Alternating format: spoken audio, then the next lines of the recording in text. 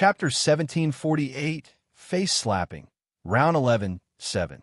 Chapter 1748, Face Slapping, Round 11, 7. 7 almost suffocated.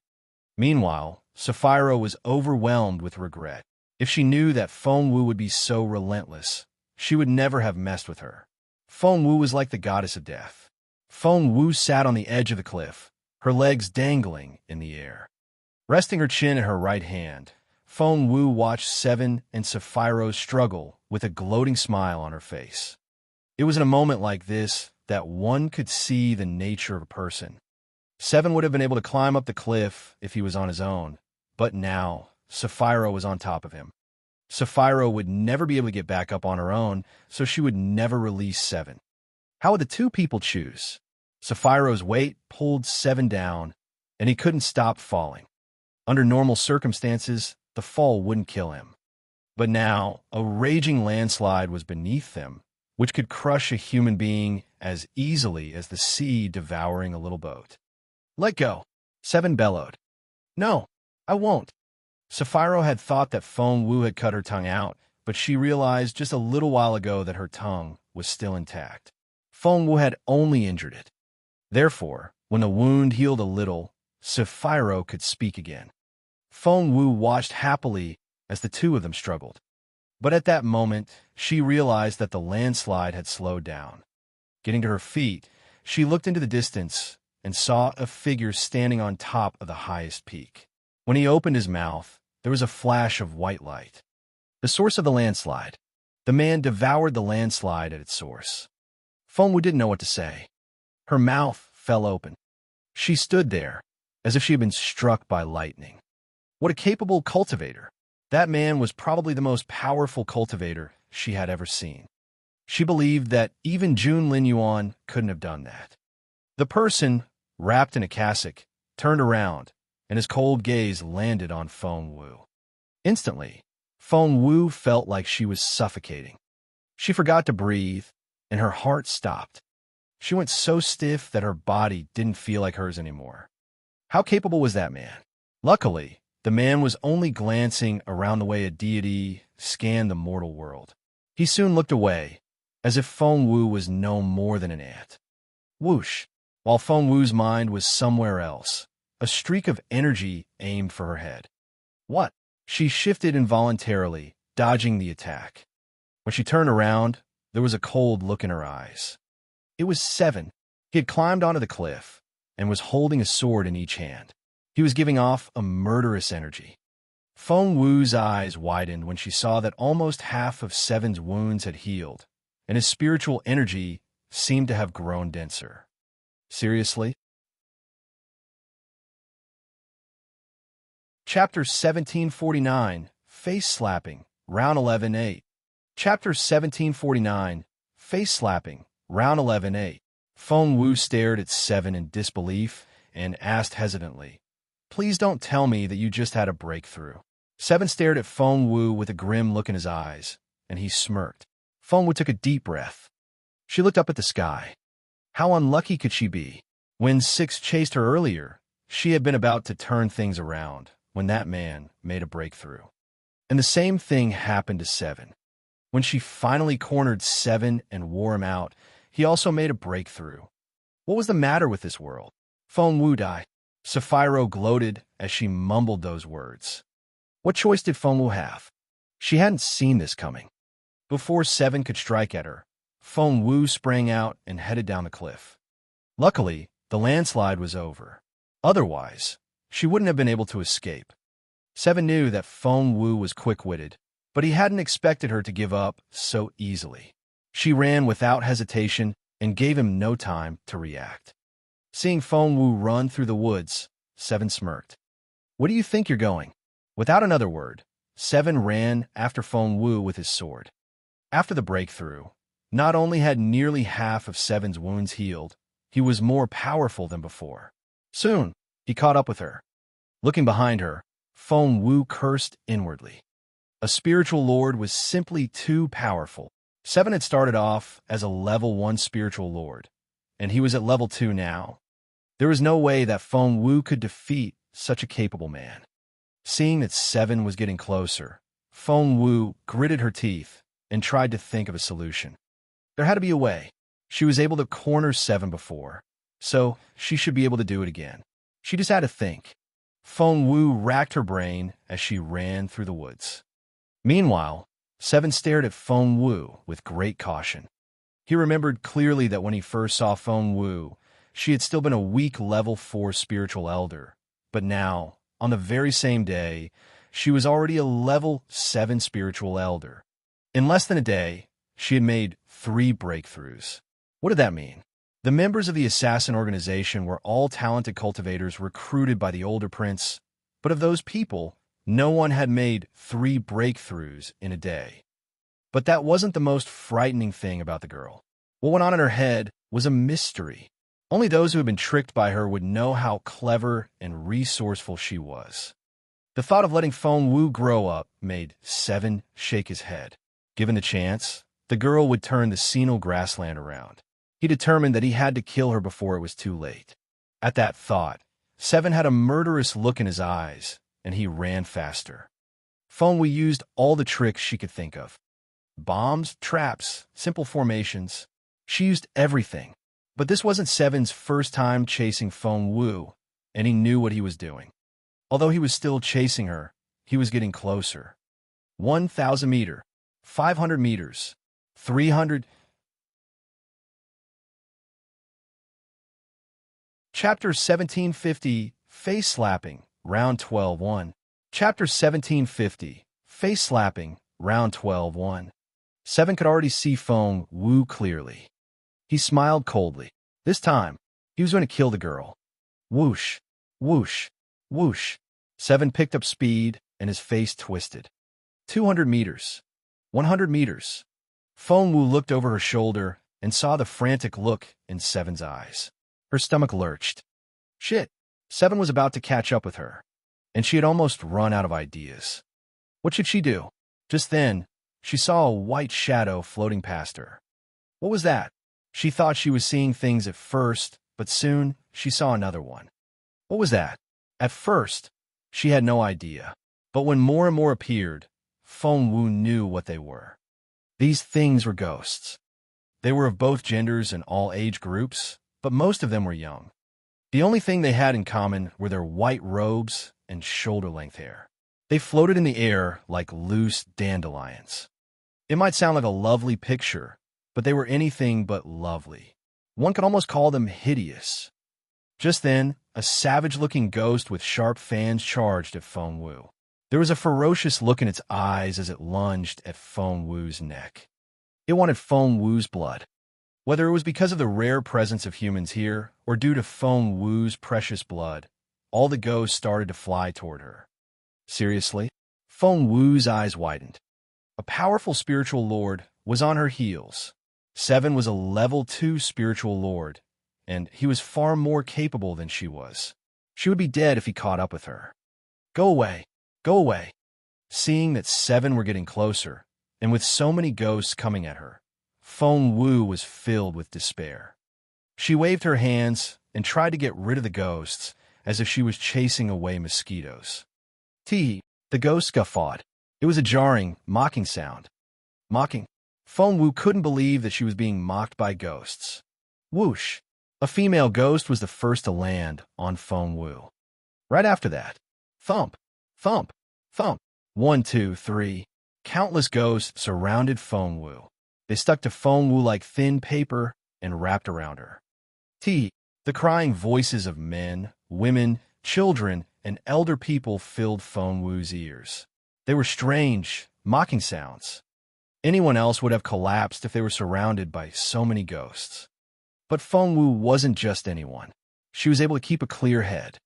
However, even if she could keep a clear head, she had little hope left. Because the first ghost had wrapped its white body around Feng Wu's neck like a piece of white cloth.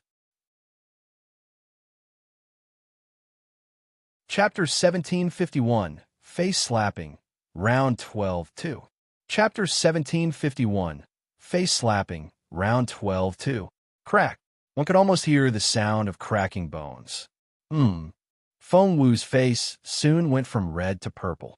7 arrived at that moment. He frowned when he saw this, but he stopped and didn't take another step forward. After living in the senile grassland all these years, this wasn't the first time he had seen these ghosts. They were one of the special features of the land of the spirit source. They showed up when the spiritual essence recovered. They had no consciousness or intelligence, and they didn't pick sides. They would attack and bite anyone that came their way. If they had to be designated a side, they were the enemies of human beings by nature. Hence, they were the natural enemies of cultivators. The ghosts were very difficult to handle. Seven saw that there was only a streak of blood on the white cloth on the ghost's head. Level 1 ghosts weren't very powerful, but they came in great numbers. When there were enough ants, even an elephant could be killed. So, Seven involuntarily took a step back. Since Feng Wu was going to die soon, why should he take the risk? Just then, someone else caught up with Seven. She panted as she frowned at him. Seven, why did you stop? Don't you want to kill Feng Wu? It was none other than Sapphiro. Seven ignored her. He only crossed his arms and looked ahead with a frown. Sapphiro looked at him in bewilderment before she followed his gaze. When she saw what was going on, she covered her mouth in surprise with wide open eyes. Seriously? This has to be Feng Wu's most unlucky day. After the initial shock, she only wanted to laugh. The ghosts have gotten to her? Gosh, doesn't she know that you're supposed to drink cinnabar blood before you enter the land of the spirit source? She didn't, did she? Sapphiro gloated. Seven smirked. Those who set foot in the land of the spirit source for the first time have weaker energy, which is why they're the primary targets of the ghosts. Sapphiro nodded. Back when she set foot in the land of the spirit source for the first time, she had been attacked by the ghosts as well. But she had a lot of guards, which was why she had been able to get out without a scratch. Who would have known? Sapphiro heaved a sigh. Feng Wu is so cunning and full of tricks that she thinks she can fool everyone. She couldn't have known that this is how she was going to die. Seven was amazed as well. This Feng Wu had successfully tricked and escaped several spiritual lords. They almost thought that she had 9 lives like a cat, but death came so easily. Shaking his head, Seven was ready to leave. However, at that moment, Feng Wu was being strangled. While her vision went blurry, her head was working perfectly fine. Am I going to die just like this? I won't accept this. Tears rolled down her cheeks and fell to the ground. She hadn't woken up her beautiful master yet. She hadn't defeated Zhuo Qingluan. She hadn't seen Jun Linyuan one more time. Chapter 1752, Face Slapping, Round 12-3. Chapter 1752, Face Slapping, Round 12-3. She hadn't traveled this continent yet, nor had she tasted all the nice food. She hadn't, and there were so many more things she had yet to do. Was she going to die just like that? Had she really lost all hope? Just then, Feng Wu recalled a conversation she had before. It's not just any 10-direction seal. Once you smash it, you'll find a secret inside. What's secret? You'll know after you smash it. Whoosh. There's indeed a secret hidden inside. This is no 10-direction seal. It's the Ghost King seal. Look, it says so here in the language of Xiaozhuan. What's the Ghost King seal? You don't know what that is? It's what the name suggests, a seal that belongs to the Ghost King. That was a conversation between Feng Wu and Little Phoenix, which now replayed inside her head. Feng Wu shuddered and regained consciousness. She then heard an anxious voice in her ears. The Ghost King seal. Use it now. It was Little Phoenix. Without thinking, Feng Wu used all her strength to pull the seal out of the ring space. Cut your finger. It has to be activated with your own blood. Little Phoenix reminded her. Feng Wu did as she was told. When the blood dripped onto the seal, the dim Ghost King seal suddenly lit up as if it was alive. Meanwhile, Feng Wu's eyes glinted. The next moment, Feng Wu's right hand turned, and she stamped the seal on a ghost on top of her. It was a male ghost. The moment the seal made contact with the ghost, it convulsed. It stared at Feng Wu, but it couldn't move. Feng Wu then peeled it off like a piece of paper. Whoosh! She then threw it away. The other ghosts didn't notice, and Feng Wu went on stamping them. Crack! Whoosh! A ghost was peeled off. Crack. Whoosh. Another ghost was peeled off. Crack. Whoosh. The ghosts had wrapped tightly around Feng Wu like layers of paper. But now, those that hadn't gotten to her were all intimidated by her actions. They looked frightened and all fell back. The number of ghosts was limited. After all, with Feng Wu's stamping movement, fewer and fewer ghosts were left until she peeled off the last one. Phew! She had been deprived of air for so long that her face had turned purple. Another minute, and she might never have woken up again. Phew! Feng Wu panted and glared at the ghosts around her. The look in her eyes frightened them, and they all fell back. They revered the Ghost King's seal in her hand. At the same time, Seven was some distance away when Sapphiro stopped him in an astonished voice. Feng Wu, she yelled. Seven frowned. This princess was so useless. Feng Wu was already dead. Why was she making such a big fuss again? Chapter 1753, Face Slapping, Round 12-4. Chapter 1753, Face Slapping, Round 12-4. Seven turned around while thinking this. He was about to tell Sapphiro off when he saw Feng Wu was staring at him. Seven's stomach lurched. Seriously? Even a capable spiritual lord was astonished by Feng Wu. How was this possible? Seven frowned and stared at Feng Wu. You're alive? That was incredible. She had been surrounded by dozens of ghosts. If one's face was wrapped in layers upon layers of paper, they should suffocate. But Feng Wu was still alive. Feng Wu gave him a half-smile. Seven, are you surprised that I'm all right? Seven narrowed his eyes. He then stared at the seal in Feng Wu's hands and didn't say a word. That seal, Sapphiro pointed at the seal and cried out, Isn't that my 10-direction seal? That's my 10-direction seal, right? Feng Wu only gave her a half-smile. Sapphiro almost lost her mind. In the land of the spirit source, the ghosts with the power of the spirit source were the most difficult creatures to handle. They came in great numbers and were everywhere. Therefore, they were able to surround a person and suffocate them. They were almost invincible. Hence, those who came to the land of the spirit source to cultivate and explore found these ghosts the most frightening. However, Feng Wu was able to handle them with the 10-direction seal. That 10-direction seal is mine. Mine. I'm its owner. Sapphiro was so excited that she looked like she was going to lose her mind. Since her tongue was almost healed, she could talk almost normally. Feng Wu, give me back my 10-direction seal. Give it back. Sapphiro trembled in excitement. While she didn't know why the 10-direction seal could control the ghosts, she realized that with the seal, one could move freely in the land of the spirit source. Remember, the mysterious seed of the spirit source could be found in this land. With the seed, one's capability would improve greatly. At that thought, Sapphiro was so excited that she almost lost control. But Feng Wu only gave her a mysterious smile, which reminded her of the morning sun.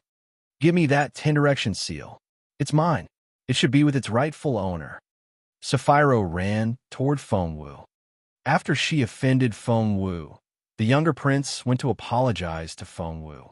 Sapphiro simply picked up the 10-direction seal at random and gave it to the prince.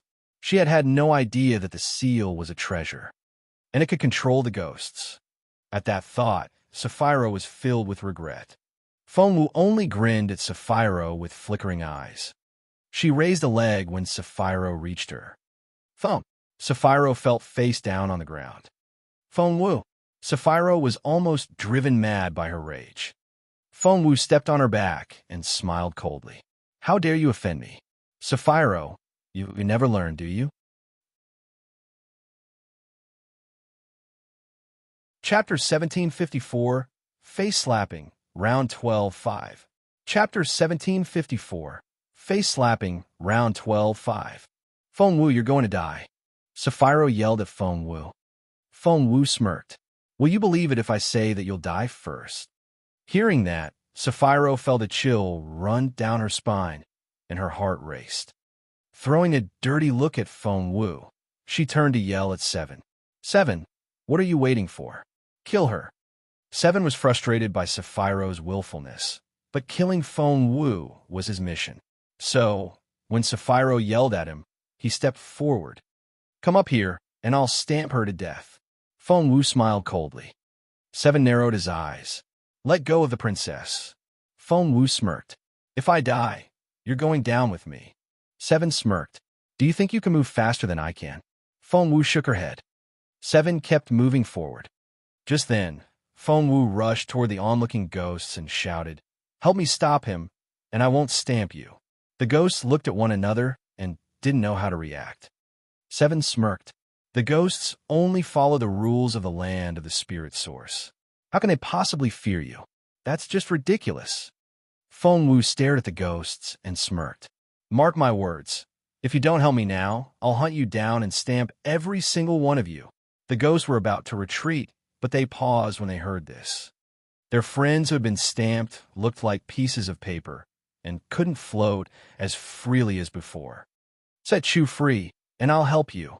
Just then, a male ghost stopped next to a female ghost who had been stamped. He glared at Feng Wu. Feng Wu looked at the female ghost and recognized it. It was none other than the one that had charged at her earlier and almost tore a chunk of her flesh off. "All right, if you help me, I'll release them from a seal." Feng Wu made the promise. "I'll help you." The male ghost who wanted to save Chu was called you. It then charged at 7. "You has helped us so much. You is the one who's been leading us. Without you, there's no us. We should help you." The ghosts weren't emotionless. Having hung around one another all this time, they had grown attached and had feelings for their companions like humans did. When they saw 7 raise his leg at you, they took action at once. Whoosh! They all charged at 7. Maybe a few ghosts weren't enough. But what about 10, 20, or 30? What about 100, 200, or 300? When layers upon layers of ghosts surrounded 7, he looked astonished and panic-stricken. "You!" 7 stared at Feng Wu. He had never expected that someone could actually command the ghosts. How's that possible? How's that possible? 7 couldn't understand it, because it didn't make sense. Because of the rule of the land of the spirit source, these ghosts had always been hostile toward cultivators. Chapter 1755, Girl in White 1. Chapter 1755, Girl in White 1. These ghosts were the enemy of all cultivators, because they hated all cultivators. Why would they follow Feng Wu's order? However, that was what happened. Feng Wu was ordering the ghosts around. "It's the 10 direction seal." Sapphiro yelled at 7. "It's because of the seal. The owner of the seal can control the ghosts. Without it, Feng Wu is nothing. Take the seal from her." One had to admit that Sapphiro was absolutely right this time. Unfortunately, once 7 was surrounded by the ghosts, it was very difficult to break free. Thump! Thump! Thump! Infuriated, 7 struck out at the ghosts. However, the ghosts were only shadows. Although 7 was a capable warrior, he felt as if he was punching cotton. It was so frustrating. When he was finally about to make his way out, the ghosts turned into a white mist which wrapped around him and Sapphiro. It became very difficult to see things around them. 7 was speechless. "On my way. Go away." No matter how much he coaxed or intimidated them, the ghosts still surrounded them, as if they couldn't hear him. 7 was speechless. "The 10 direction seal is mine. You should listen to me. I'm your master," Sapphiro yelled. However, the ghosts seemed to have turned deaf. In fact, they could hear. They just pretended that they didn't hear her. 7 gritted his teeth. If things went on like this, Feng Wu was definitely going to run. Someone as clever as she was would definitely make use of the opportunity. The Wall of Death. 7 activated his most powerful stance. Immediately, all the ghosts were imprisoned by the wall. They were crushed and devoured until they became streaks of smoke and disappeared. 7 snorted. "You level 1 ghosts think too highly of yourselves." However, once he finished handling the ghosts, he couldn't find Feng Wu anywhere. She headed west. Sapphiro shouted at 7. 7 turned west, running as fast as he could. "Run, run, run." Feng Wu ran like a shooting star. But she knew that if she went on running like this, she would be caught eventually. She had to think of something. More and more ghosts began to show up. Some rose up from the ground, and some appeared out of nowhere. But one thing was for sure. When they saw the Ghost King's seal in her hand, they all avoided her. Fengwu didn't know what to say. She grabbed a ghost before it could run away. Why are you all in a hurry? Fengwu was confused by the great number of ghosts. Intimidated by the seal, the ghost tried to shake Fengwu off, but her grip was very tight, and it couldn't run away. It rolled its eyes at Fengwu. A very, very powerful Ghost King is going to show up in that cave up ahead. We all need to go there now. Chapter 1756, Girl in White 2. Chapter 1756, Girl in White 2. After that, the ghost moved as fast as it could manage. Fengwu's eyes lit up. A great Ghost King was about to come out? Did it mean that Fengwu could use her Ghost King seal? At that thought, she immediately followed the other ghosts and quickly headed for the cave. Because of the seal, she had ghost energy around her.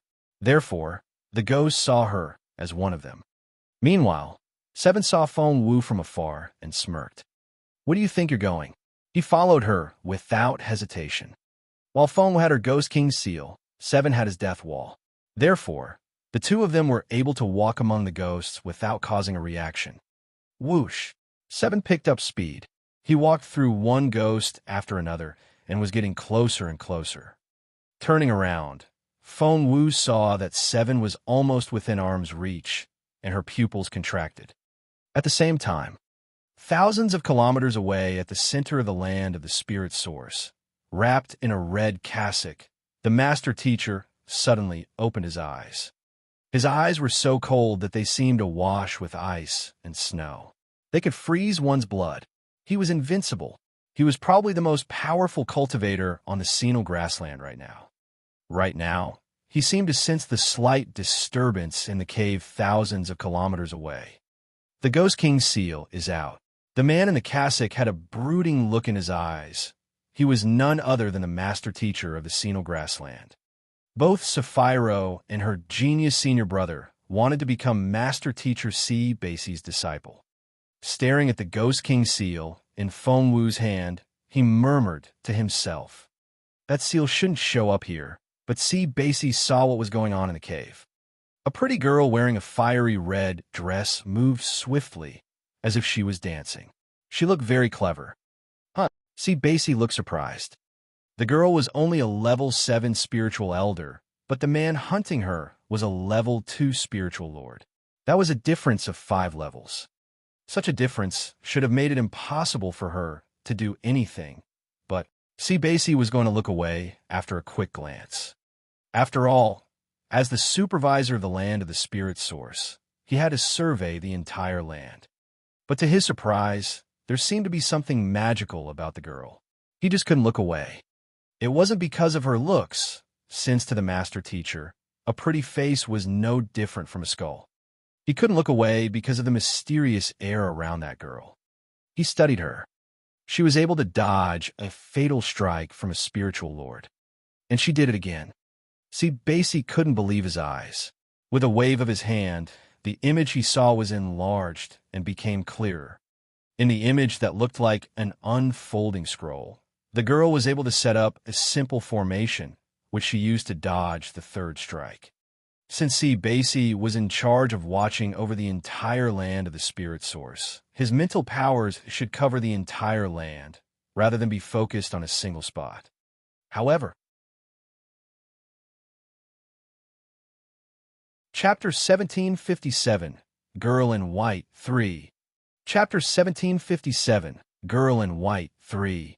What was happening was so unbelievable that even C. Basie, who hadn't been moved by anything for many years, felt uneasy. Inside the cave, Fengwu had no idea that her every move was being watched by Master Teacher C. Basie, the most powerful cultivator on the senile grassland and the supervisor of the land of the spirit source. Right now, Fengwu was all about dealing with Seven. After the first 3 strikes, Fengwu was flagging, but 7 was still full of energy. Feng Wu, you're not going anywhere this time. 7 pressed forward. Feng Wu kept falling back. But there was limited space in the cave, and soon, Feng Wu had her back pressed against the wall and had nowhere to go. As for the rest of the ghosts, Feng Wu smiled bitterly. She had the Ghost King's seal, but 7 had the death wall. Therefore, the ghosts decided not to take sides and had all left the cave. All that was left in the cave were Feng Wu, 7, and a tightly sealed coffin. 3 steps, 2 steps, 1 step. 7 walked up to Feng Wu and rested the blade of his sword on Feng Wu's shoulder. Feng Wu could sense the cold sensation coming off the blade. The sword was so sharp that a hair was cut in half as soon as it landed on the blade. If the sword struck down, Feng Wu would have no chance of survival. 7 stared at Feng Wu with cold, murderous eyes. At the center of the land of the spirit source, the mysterious master teacher in a cassock shook his head. What a pity. He had expected some sort of turnaround, but it seemed that true genius was still very hard to come by.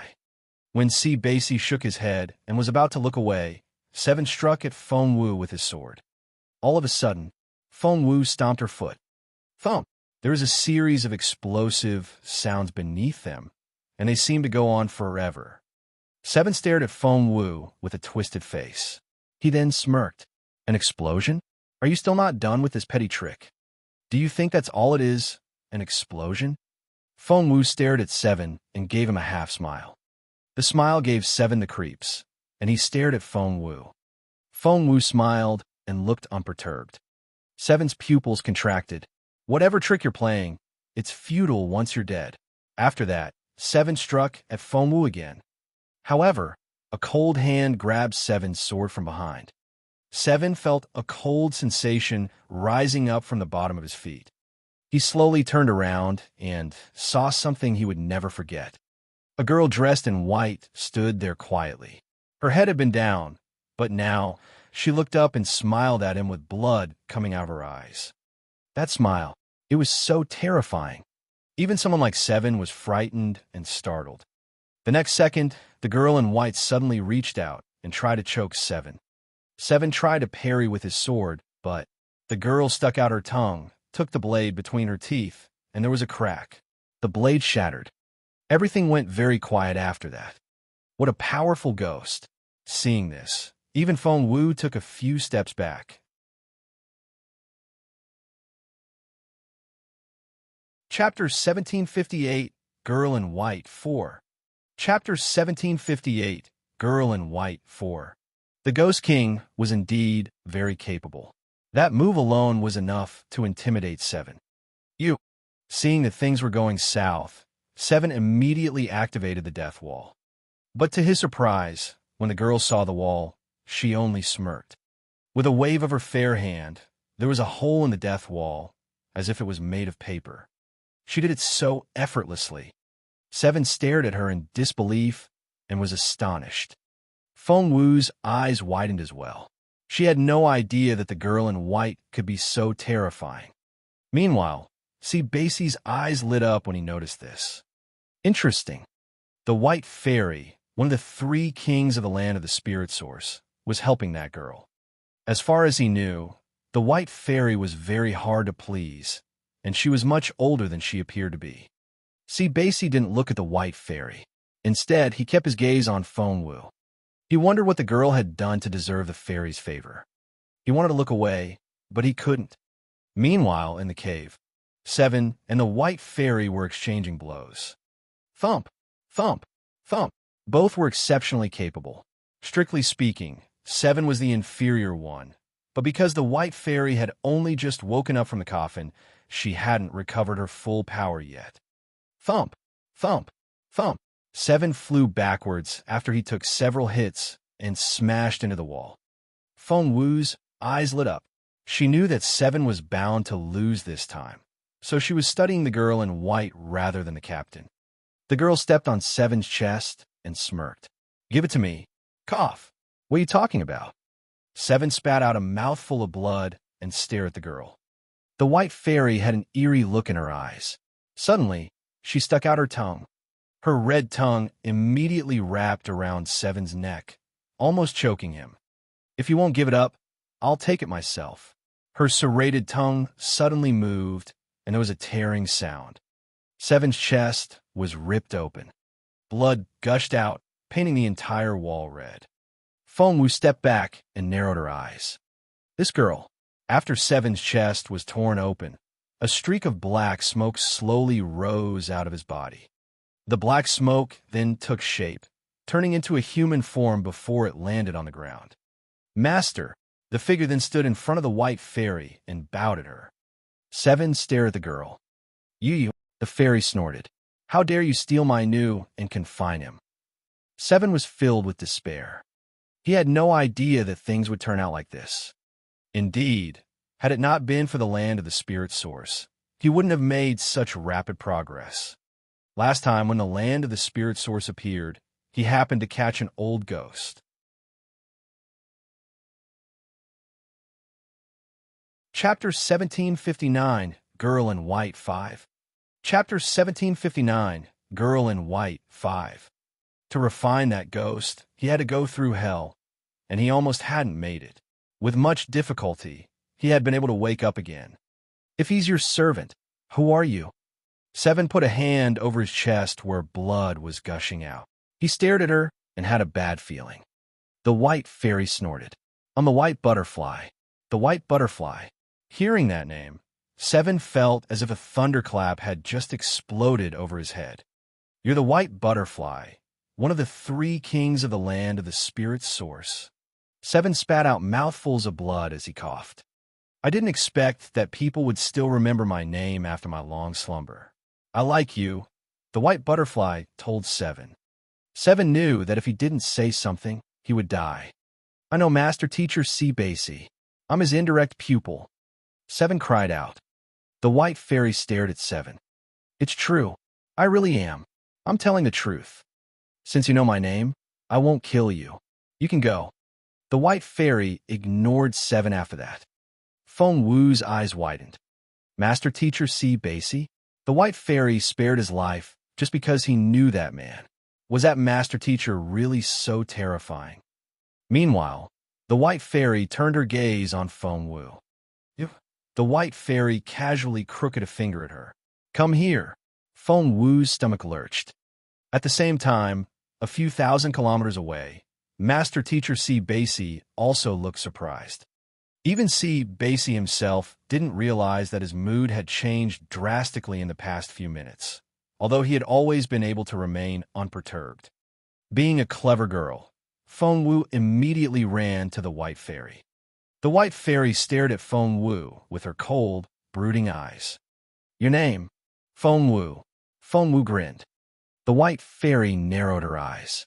"Fengwu? Why do I feel that I've heard that name before?" Tilting her head, the white fairy tried to recall, but her head was simply too muddled. Fengwu was on edge. This white fairy was so terrifying. Seven was a spiritual lord, but she handled him as if he was a monkey. Fengwu knew that she couldn't afford to offend this fairy. "Give it to me." She stretched out an open palm to Fengwu. Fengwu bit her lower lip and hesitated. Should she give in or stick to her principles? The white fairy stared at Fengwu with a threatening look in her eyes. Fengwu asked, "Do I have to?" The white fairy stared at Fairy and smirked. Before she could say anything, the ghost known as Nu snorted. "How dare you? Do you know the consequence of disobeying the fairy?" Fengwu asked, "What would that be?" Before Nu could answer, the white fairy silenced him with a wave of her hand. "So, are you going to go back on your word? You made a promise." The white fairy stared at Fengwu with a half-smile on her face. Fengwu stared at her. "Our deal was that you would kill a person for me after I woke you up. But now that you're awake, not only didn't you help me with the killing, you're also forcing me to give you the seal. I won't stand for it." There was a murderous look in the white fairy's eyes when she stared at Fengwu. "How dare you defy me?" Meanwhile, on a mountain peak less than 50 kilometers away, a teenager in black sat on the very top. With his legs crossed, he looked as tall and straight as a bamboo. He sat there facing the sun and with his eyes closed. His fair hands were on his knees with the thumbs and middle fingers pressed together. Spiritual essence danced on his skin like tiny fairies. When he breathed in, the plants around him were covered in frost. When he breathed out, the plants immediately withered. Everything about this teenager suggested that he was unmatched. If Feng Wu were there, she would have blurted out his name. Jun Linyuan.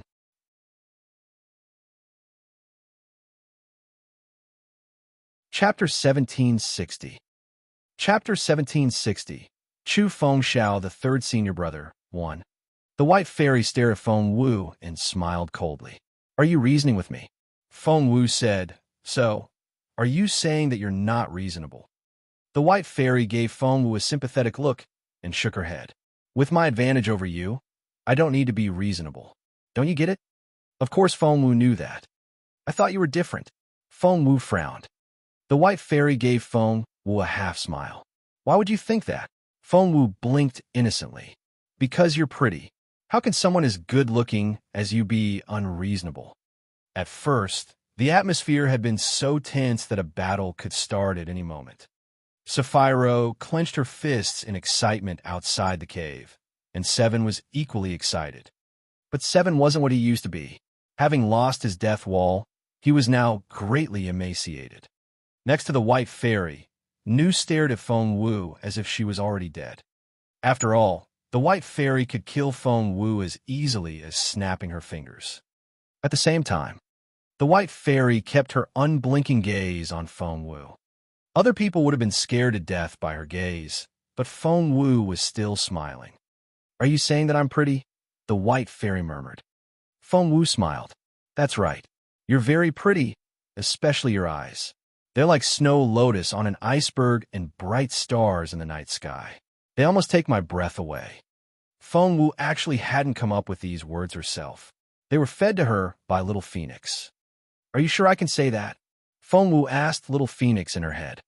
She had no idea why Little Phoenix told her to say those things, but the bird told her decisively that if she said them, she would be all right. Little Phoenix told her to keep an eye on the fairy's facial expression, and the bird was right. The white fairy was indeed deep in thought, and she seemed to be cherishing some pleasant old memory. Who and what was on her mind? Feng Wu knew that she needed to be very careful with what she said after that. One slip of her tongue, and she might be killed. Judging by the battle between the white fairy and Seven Early, Feng Wu could tell that the white fairy was unfathomably capable. While the white fairy was lost in thought, Feng Wu took a step back, then another. If it was possible, she would like to run away from this cave. Seeing this, Nu reminded the white fairy, Master? Master? That immediately woke the white fairy up from her pleasant memory. Seeing the frown on her face, Feng Wu was alarmed. No, the fairy was going to lose her temper. As expected, the next second, the white fairy stared at Feng Wu with a murderous look in her eyes. Immediately, Feng Wu's heartbeat quickened, as if her heart was going to jump out her throat. However, the next second, the white fairy turned her cold gaze on Nu. Smack! The white fairy smacked Nu on the head. Crack! Nu smashed into the wall and almost passed out. Chapter 1761. Chu Fengxiao, the third senior brother, 2. Chapter 1761. Chu Fengxiao, the third senior brother, 2. I didn't say you could talk. The white fairy was angry. Feng Wu sighed inwardly. That memory had to be very important to the white fairy.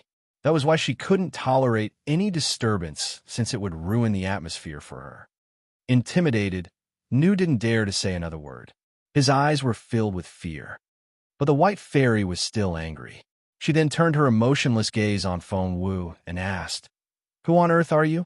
Why did you compliment my eyes? Feng Wu urged Little Phoenix, Hey, what do I say? How should I answer her? But Little Phoenix had become very quiet. Why wouldn't the bird say anything? Her silence made the white fairy suspicious.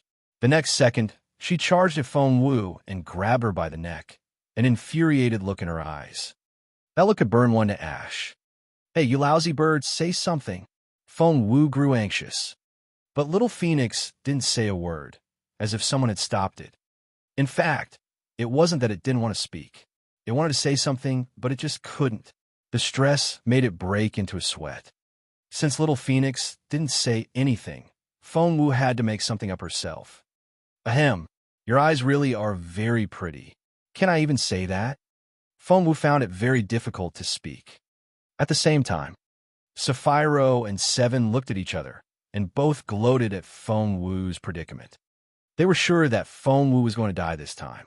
Sapphiro's tongue was almost recovered, so she gritted her teeth and said, I knew it.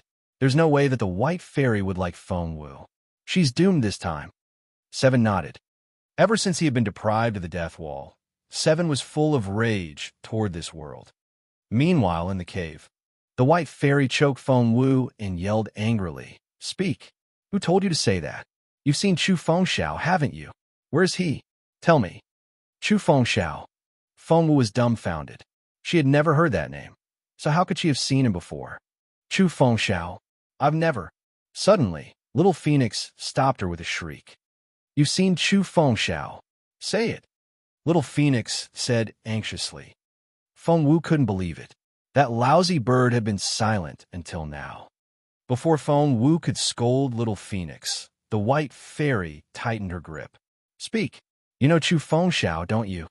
Feng Wu said in frustration, Yes, all right. I've met Chu Fengxiao before. As soon as she said that, the white fairy trembled violently, as if the world had lit up. Feng Wu didn't know what to say. The malicious white fairy was terrifyingly capable, and she was unpredictable as well. However, she almost lost control when she heard Chu Fengxiao's name. Who on earth was this man? Who is Chu Fengxiao? Feng Wu asked little Phoenix in confusion. Little Phoenix gave her a strange look.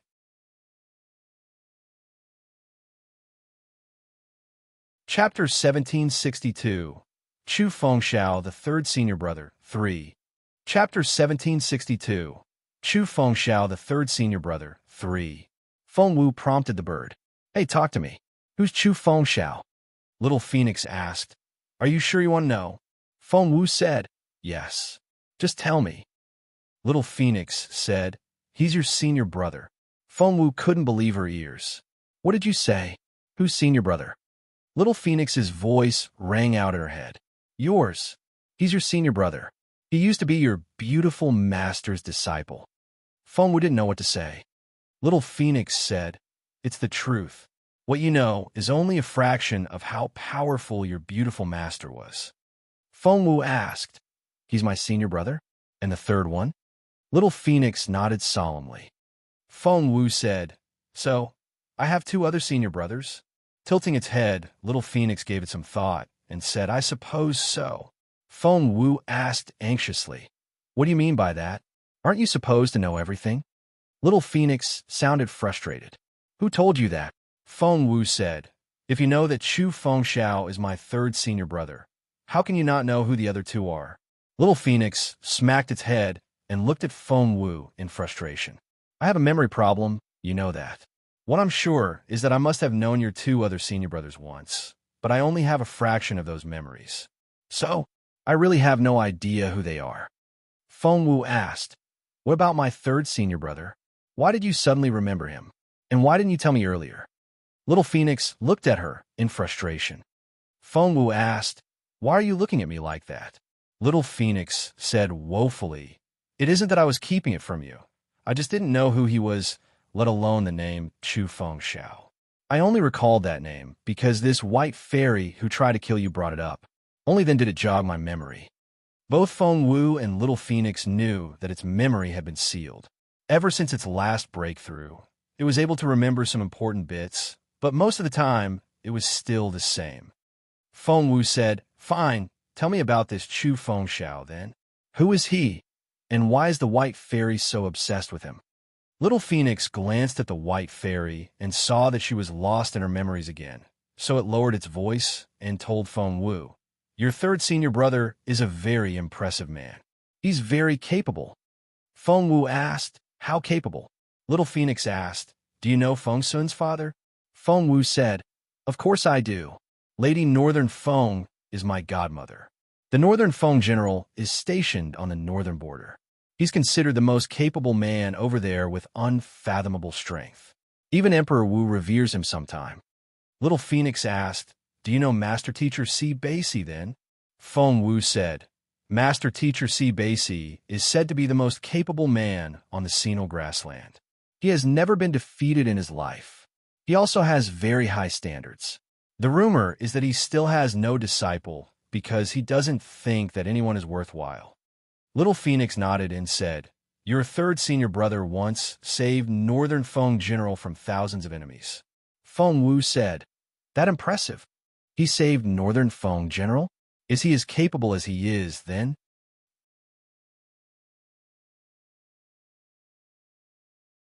Chapter 1763. Chu Fengxiao, the third senior brother, 4. Chapter 1763. Chu Fengxiao, the third senior brother, 4. Little Phoenix neither nodded nor shook its head. It went on. He also killed the previous chieftain Sinal and made his way through an army of thousands. Back then, the chieftain was protected by Master Teacher Si Baisi.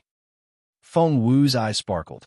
"Wow, my third senior brother is so impressive. He was able to kill the chieftain even when Master Teacher Si Baisi was protecting him. He has to be as powerful as the Master Teacher." Little Phoenix nodded. Feng Wu asked, "Then what? Tell me, where's my third senior brother now?" With such an impressive third senior brother around, no one would dare to pick on her again, thought Feng Wu. Scratching its head, Little Phoenix looked at Feng Wu guiltily. "That's all I can remember." Feng Wu said, "You lousy bird. I'm so mad at you." "Oof." Little Phoenix grumbled. Just then, the white fairy returned to herself and stared at Fairy. "Speak. How do you know Chu Fengxiao? Who is he to you?" The white fairy tightened her grip with a jealous look in her eyes. Feng Wu was already having trouble breathing, and she was almost suffocating now. She was amazed by how strong the fairy was. She had to speed up her cultivation to strengthen herself. However, her top priority was to get out of this mess.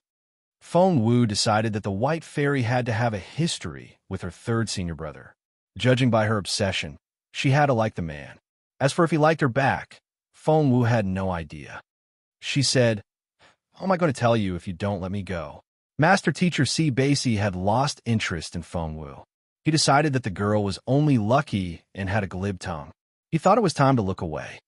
However, before he could do that, the name Chu Fengxiao came up. Chu Fengxiao. How could Master Teacher Si Baisi forget that name? He was the only swordsman who had ever defeated Si Baisi. Therefore, he shifted his attention to the white fairy. She stared at Feng Wu and said, "Speak, or I'll throttle you right now." The white fairy let go of Feng Wu. Cough. Feng Wu coughed for a while before she could breathe normally again. She then said, "Chu Fengxiao. I met him before, when I was very little." She chose her words carefully. She knew how terrifying a jealous woman could be. The white fairy showed so much emotion toward the name Chu Fengxiao, so Feng Wu had to avoid being seen as a competitor. Therefore, the mention of her childhood would be the safest. "It was when I was 8, no 7. Feng Wu had a solemn look on her face. Indeed, the white fairy seemed less angry. Bingo! Resting against the wall, Feng Wu readjusted her spiritual essence as she made up her story. The uncle was injured. He had a beard, dirty hair, and a scar on his face. "No," the white fairy stared at Fairy. "That couldn't have been Chu Fengxiao. You're mistaken."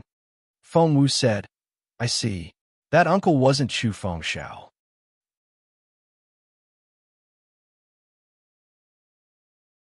Chapter 1764. Chu Fengxiao, the third senior brother, 5. Chapter 1764. Chu Fengxiao, the third senior brother, 5. Feng Wu wondered if she was off the hook now. The white fairy glared at Feng Wu. "I'll kill you if you haven't met him." Feng Wu was speechless. Some women who had been emotionally injured were just unreasonable. This white fairy was like a goddess of revenge. Feng Wu said, "How am I supposed to prove that the uncle I knew was Chu Fengxiao?" The white fairy tossed her a piece of charred Drawl. Feng Wu was about to say something when the white fairy threatened her. "If your drawing doesn't convince me, I'll kill you." Feng Wu didn't know what to say. She threw a dirty look at the white fairy, but had no choice but to do as she was told. Holding the stick like a pen, Feng Wu stood in front of the wall, looking distressed. A short distance away, Sapphiro smirked. Feng Wu, stop lying about knowing Chu Fengxiao. Do you even know who that is? I'd like to see you talk your way out of this. As a matter of fact, Feng Wu really had no idea what Chu Fengxiao looked like. When she started drawing, she drew the bearded man with the scar that she described. The white fairy was displeased. Sapphiro was so glad that she almost laughed. But just then, Feng Wu started a second drawing according to Little Phoenix's instructions. Chu Fengxiao has bigger eyes. Yes, fierce ones. And a prominent and handsome nose. Thin and well-defined lips. Feng Wu finished both drawings in no time. She then turned to the white fairy and said, "The first one is what Uncle Chu looked like when I first met him. The second one is how he looked after he recovered. He looked distressed in the first drawing and exceptionally handsome in the second one." The white fairy stared at the second one and looked infatuated. Her mind seemed to have wandered off somewhere. Tears welled up in her eyes, and she seemed to be in pain. When she raised her hand to caress the drawing, tears rolled down her cheeks, dampening her clothes. "Fengxiao, my Fengxiao, why were you injured? Fengxiao, who did it? Who did this to you?" The white fairy cried. She then waved her hands around and became very emotional.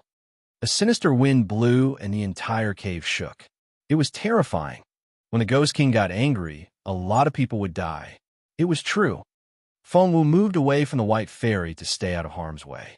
She had drawn the injured Chu Fengxiao to convince the white fairy, as well as to bring out her sympathy.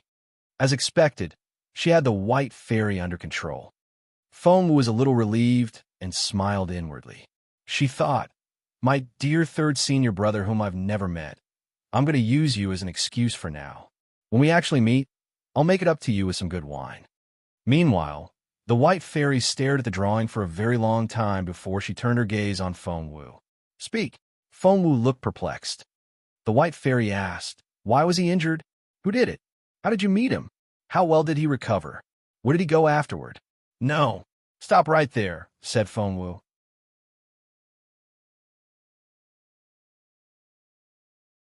Chapter 1765. Chu Fengxiao, the third senior brother, 6. Chapter 1765. Chu Fengxiao, the third senior brother, 6. Feng Wu raised a hand to stop the white fairy. "How am I supposed to answer those questions all at once? Come over here so we could talk." Feng Wu patted the spot next to her, where some dry grass lay. The white fairy frowned and was about to lose her temper. This girl was so disrespectful. Feng Wu said grumpily, "Uncle Chu Fengxiao used to sit down by the wall and tell me stories. He said he didn't like looking up at other people. Sister, are you not like that?" The white fairy loved Chu Fengxiao to the bone. Hearing that, she immediately snorted. "I'm not like that. Says who?" After that, she walked up to Feng Wu and sat down against the wall. Both see Basie in the distance and Seven and Sapphiro just outside the cave were utterly surprised. That was the terrifying Ghost King. One sweep of her sleeve, and Feng Wu could turn to ash. But when Feng Wu told her to sit down next to her, she did as she was told. And when they sat down, they started chatting. Suddenly, they didn't look like enemies anymore. This Feng Wu. Thousands of kilometers away, Master Teacher C. Basie looked surprised again. There was something indescribable about this girl. She seemed to have the ability to resolve the most intense conflict and turn her worst enemy into her friend. No one else could do that. Master Teacher C. Basie had seen much of the world, but this was the first time he had ever seen someone like her. He was pleasantly surprised. Feng Wu had no idea that Master Teacher C. Basie was studying her. Right now, all her attention was on the white fairy. "Speak," she urged Feng Wu. Feng Wu said, She made up the whole story. This was the first time she had heard about Chu Fengxiao, so of course she hadn't met him before. However, she was as good a storyteller as she was an actress. Therefore, she made up a story about a swordsman running into Feng Manor after he was injured and being saved by a 7-year-old girl, who then brought him food and water every day. The white fairy was interested in anything to do with Chu Fengxiao, and she hung on Feng Wu's every word. When Feng Wu finally finished the story she made up, the white fairy started asking questions again. Who injured him? Feng Wu shrugged. I was only 7. How am I supposed to know that? The white fairy glared at Feng Wu. What did you just call me? Feng Wu said, I mean, sister. Uncle Chu let me call him uncle. I'll call you sister, all right? The white fairy was a little appeased and let the matter drop. If he was injured in the Junwu Empire, the culprit had to be from there. Once I destroy the Junwu Empire, I'll take revenge for him. Feng Wu's eyes widened. This white fairy was so. She didn't want to see such a disaster fall upon the people of the Junwu Empire. So she immediately said, Wait, I think Uncle Chu mentioned a surname. I wonder if it had anything to do with his enemy. What was it? Tell me.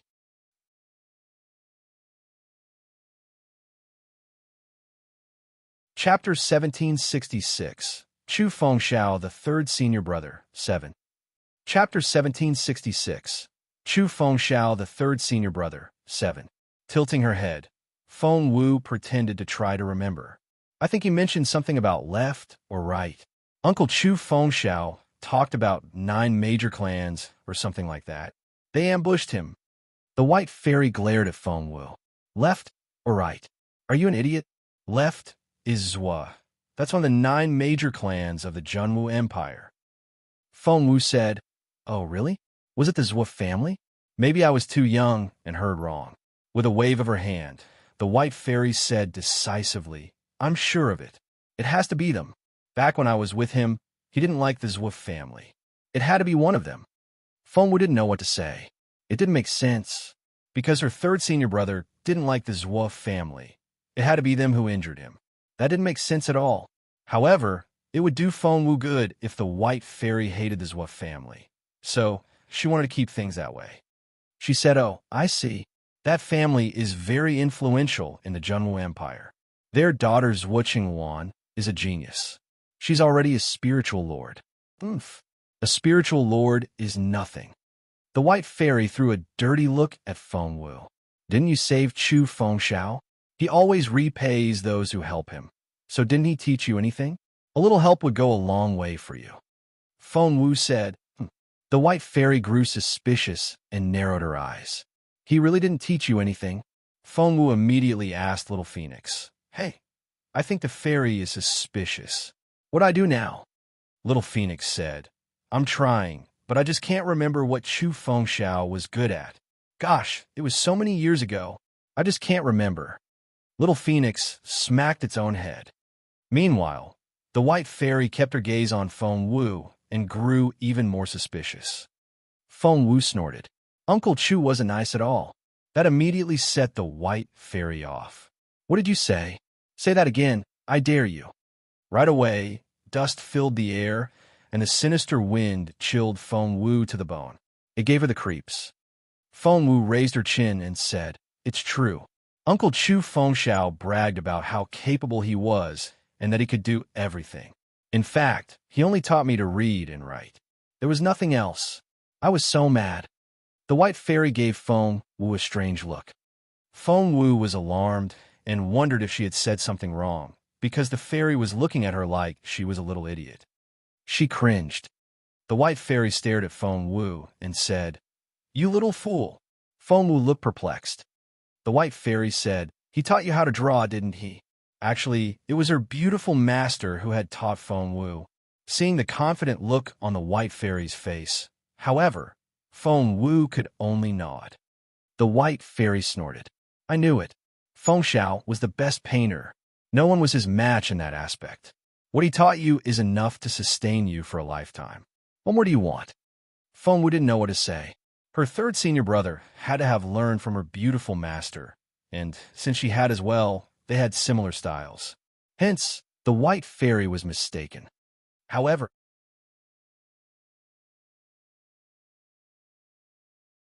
Chapter 1767.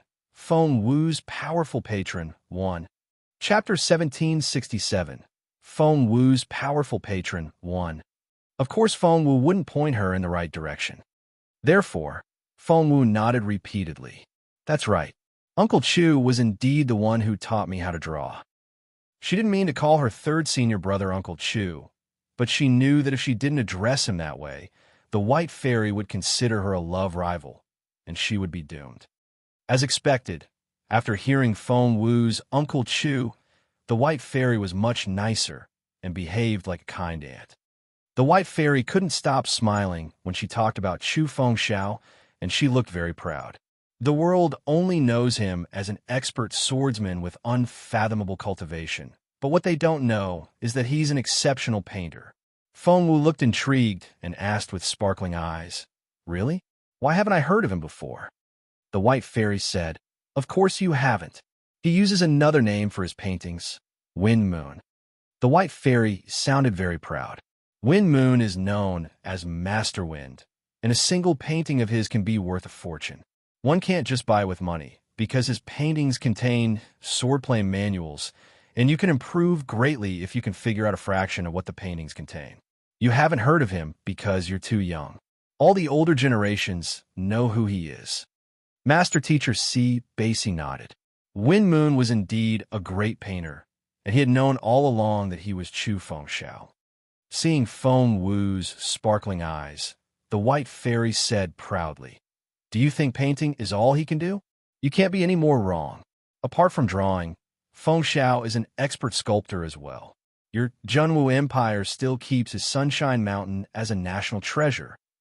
He was of high birth and used to be a prince of the Nanchu Empire, but he had no interest in the throne. All he wanted was to live a carefree life. He made great achievements in poetry, music, and seal cutting. Once he sets out to do something, he devotes himself completely to it. He's an expert in so many fields and excels in all of them. He only learned swordplay later, after he grew tired of being a cultured scholar. When he picked up swordplay, he was already 18. People say that 18 is too old to start learning swordplay, but you know what? Fengxiao just put everything else down and started from scratch. When he learned calligraphy, he immediately created his own style and became a master, and his paintings are so unique that they're treated as national treasures. People couldn't wait to get their hands on his new poems, and his moves when he was on stage were impeccable. He's so talented that he can master everything he learns. He reminds people of the wind and the moon. He started as a profligate and unrestrained man, but he also has the heart of a child. When he became the top swordsman, he became quite introverted and steady. He really is the most unique man I've ever met. How can anyone not find him attractive? The White Fairy didn't try to hide her affection for Chu Fengxiao. So, if you dare say one nasty word about him, I'll kill you. Feng Wu had no idea that her third senior brother could be so amazing. Even she herself found the man very lovely, to say nothing of the White Fairy.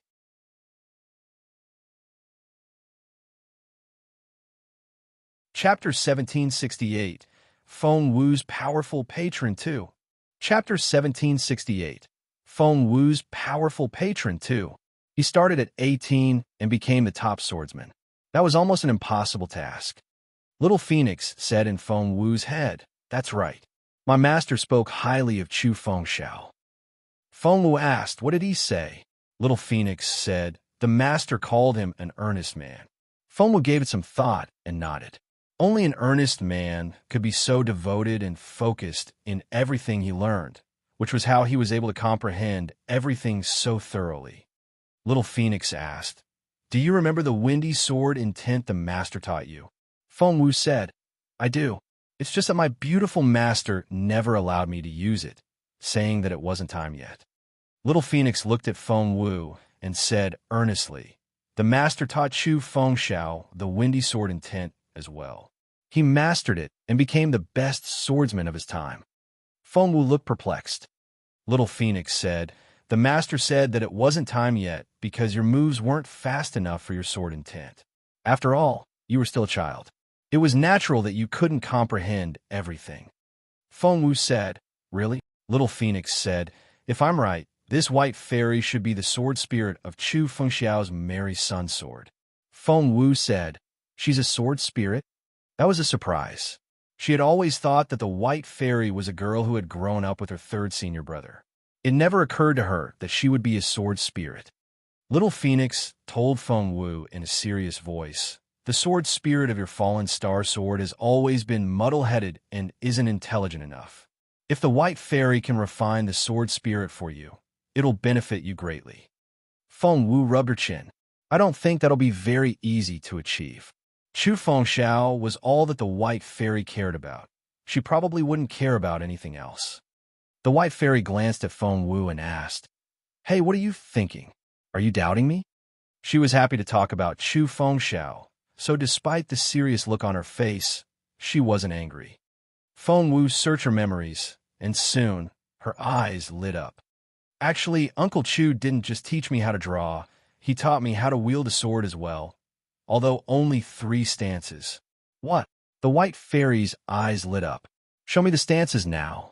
That was what Feng Wu had been waiting for, so she nodded. Sure. The beautiful master had created the Fallen Star swordplay according to Feng Wu's talent, and it was to be used together with the Fallen Star sword.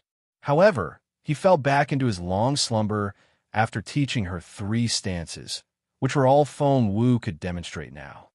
The first stance, Sword of the Otherworld. The second stance, Star and Moon. The third stance, Fatal Thunder. The White Fairy stared at Feng Wu and murmured, "The swordplay only has 3 stances, but each stance is more powerful than the previous one, and the sword intent keeps increasing. Are there any more?" She studied Feng Wu's face. Feng Wu shook her head. "No, that's all." The White Fairy sighed. Chu Fengxiao is indeed as capable as he's said to be. Although there are only 3 stances, they're so well-balanced that you can't find any weaknesses in them. What's more important is that the sword intent can increase. These 3 stances are enough to enable you to kill someone several levels higher than you. Feng Wu nodded. That was true.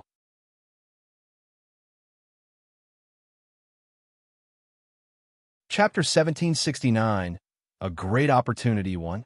Chapter 1769, A Great Opportunity 1. The White Fairy said, "I'm a sword spirit, but I'm not as good as him in terms of sword intent. Not by any means." Feng Wu thought, "The swordplay was created by my beautiful master, not my third senior brother. Of course you're not as good as my beautiful master. I have no idea where he is now." The White Fairy smiled wryly. Feng Wu wondered how the White Fairy became one of the ghost kings of the land of the spirit source when she was the sword spirit of the Merry Sun Sword. What happened between her and Feng Wu's third senior brother? It had to be a very long story. But Feng Wu knew that the White Fairy would never tell her. "Your swordplay is perfect, and no one should tamper with it. However, your sword spirit is too dumb," said the White Fairy. "Since Chu Fengxiao taught you the swordplay, I must train your sword spirit." That suited Feng Wu's intent perfectly well. She had been waiting for the White Fairy to say that. "However, is my sword spirit dumb? I find her quite nice." "Nice." The White Fairy wanted to smack Feng Wu on the head. "Your sword spirit is a dimwit with no intelligence at all. She's a little idiot. She doesn't deserve such an excellent swordplay." Feng Wu looked as baffled as her sword spirit. "What?" The White Fairy snorted. "Since Chu Fengxiao taught you how to use a sword, I have to leave my mark as well. I'm doing it, with or without your permission." Feng Wu said, "All right." Little Phoenix was cracking up in the ring space. The White Fairy had fallen right into Feng Wu's trap. If she knew that this was all part of Feng Wu's plan, she would be furious beyond measure. The White Fairy glared at Feng Wu. "And why do you look so reluctant? Do you know what will cost me to train your sword spirit?" Feng Wu said, "Well, if the price is too high, maybe we shouldn't." "No, I have to be part of Chu Fengxiao's swordplay. If you try to stop me, I'll kill you." The White Fairy threatened her. Feng Wu said in a pitiful voice, "All right." The White Fairy then grabbed the Fallen Star sword from Feng Wu. The next second, she disappeared from sight. The Fallen Star sword suddenly flew out of Feng Wu's hand and started flying around in midair. The Fallen Star sword was connected to Feng Wu's soul, so when the sword misbehaved, she spat out a mouthful of blood, feeling as if her insides were boiling. All was silent around them. Seven and Sapphiro were right outside the cave. The two of them looked at each other and hesitated. Sapphiro was the first to react. She poked Seven in the arm. Go. Seven looked at her with a frown. Sapphiro stared at Seven. Have you forgotten my brother's order? Seven was speechless. Sapphiro said, Seven, don't tell me you've forgotten who you are. That white ghost can't be that scary. Of course, Seven hadn't forgotten. How could he? At that thought, Seven tightened his grip on his sword, which hummed a little. Fengwu. Seven charged at Fengwu, moving like a shooting star. He put all his energy into that strike. Sword energy filled the air, and it was aimed right at Fengwu.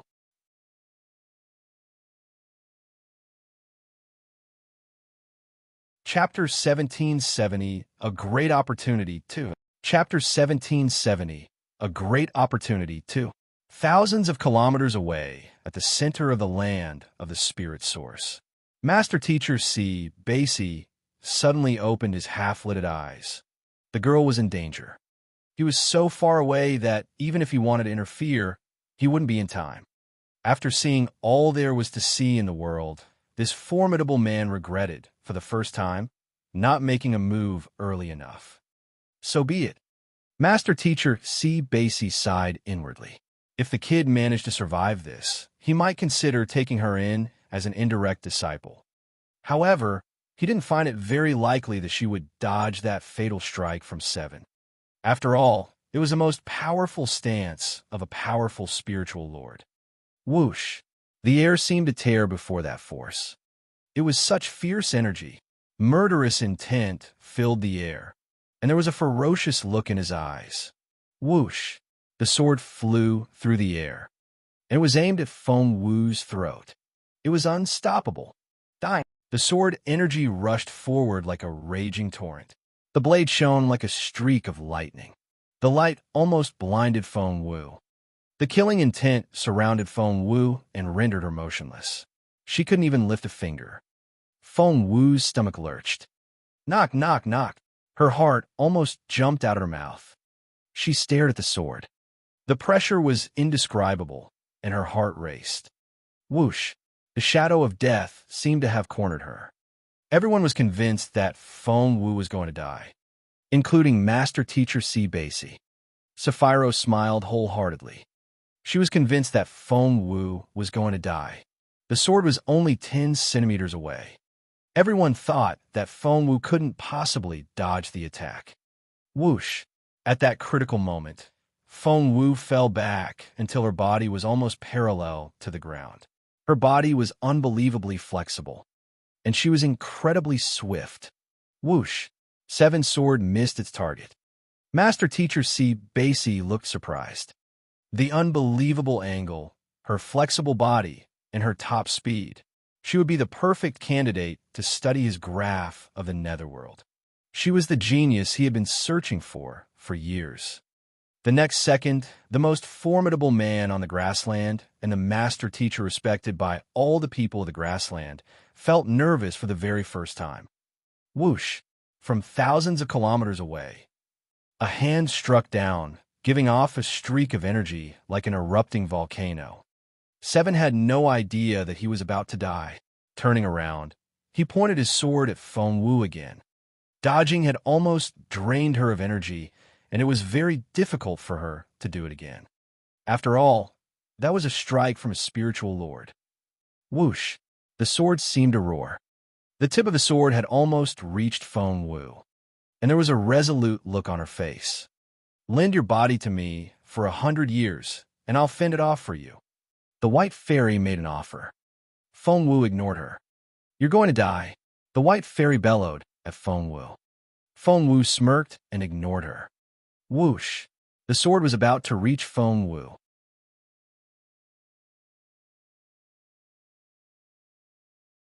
Chapter 1771, A Great Opportunity 3.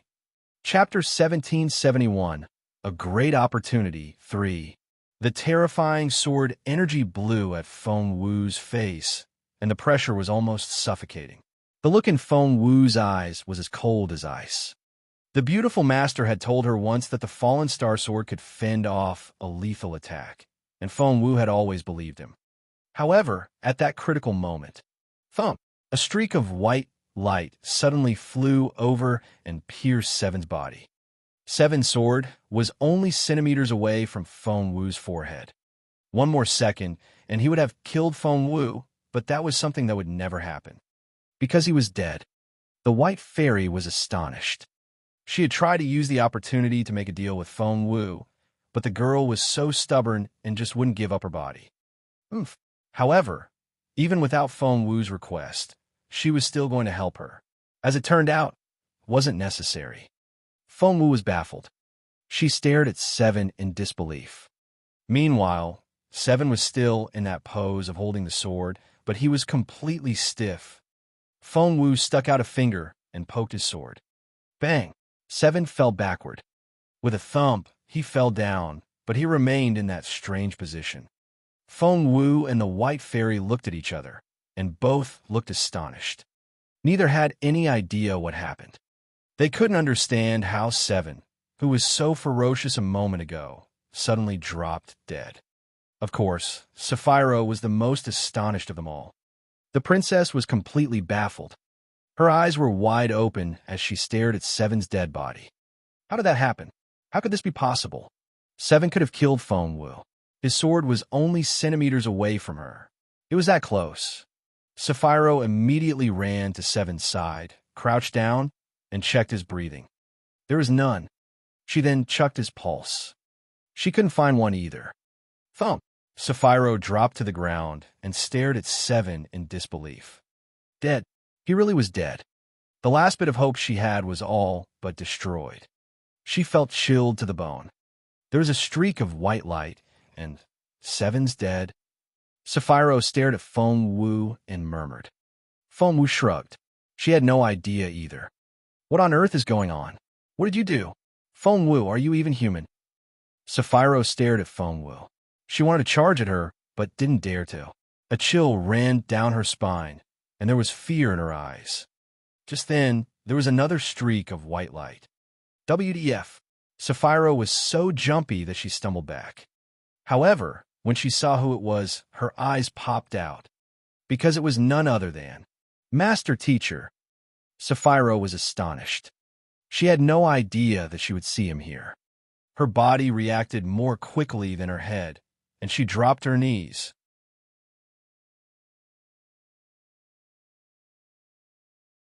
Chapter 1772, A Great Opportunity. 4. Chapter 1772, A Great Opportunity. 4. Watch out! The White Fairy lowered her voice and whispered to Feng Wu. Because Feng Wu and her sword spirit had a bond between them. When the White Fairy entered the fallen star sword willingly, she had formed a connection with Feng Wu as well. No one else could hear them when they communicated with their minds. Feng Wu also felt the pressure. It was an old man wearing a red and yellow cassock with a stately look about him. His eyes reminded them of ice, and he seemed to bring heavy clouds with him wherever he went. The energy filled the space. Even Sapphira, who was unbelievably arrogant, prostrated on the ground and acted as harmless as a lamb. Master Teacher, Feng Wu stood where she was and studied the man without twitching a muscle. The majestic Master Teacher Baisi was studying Feng Wu as well. The White Fairy warned Feng Wu, "This man is very capable, and in my current form, I'm not his match. You better be careful." Meanwhile, despite the reverence she showed, Sapphira was laughing inwardly. Ha ha ha, she thought. Feng Wu, how dare you look at him like that? Do you know who he is? He's the most respected master teacher of the grassland. He's also the most capable man here. Even my father respects him greatly. Do you know what his frenzied followers will do to you if you offend him? How dare you look at him in such a disrespectful way? You're doomed. Sapphira was over the moon. Although Seven was dead, Feng Wu wasn't going to live either. Because the master teacher wasn't exactly a kind man. Feng Wu had no idea what was going on in Sapphira's head. Tilting her head, she studied the master teacher with her bright eyes and smiled at him. How can I help you? The White Fairy gave Feng Wu a "you idiot" look. Although she didn't fear the master teacher the way Sapphiro did, she had to admit that he was a terrifyingly capable man. After all, he was like God in this place. One could say that he was the ruler of the land of the spirit source, and he alone could decide who lived or died. The master teacher studied Feng Wu carefully, looking at her from head to toe. With her unique features and great posture, especially her impossible moves, he was sure that she was the only candidate. At that thought, he smiled at Feng Wu. He smiled. Sapphiro was so shocked that she couldn't believe her eyes. That couldn't be. Sapphiro didn't get to meet the master teacher so often, but this was the first time she had ever seen him smile. She had always remembered him as this unapproachable, majestic figure who reminded her of God. In comparison, she felt like something living in the mud. But this time he was smiling. Moreover, he was smiling at Feng Wu. Somehow, Sapphiro had a very bad feeling. However, she was afraid of the master teacher and only dared to steal a glance at him every now and then. When a master teacher smiled, the heavy mood was lifted and the sky seemed to clear up.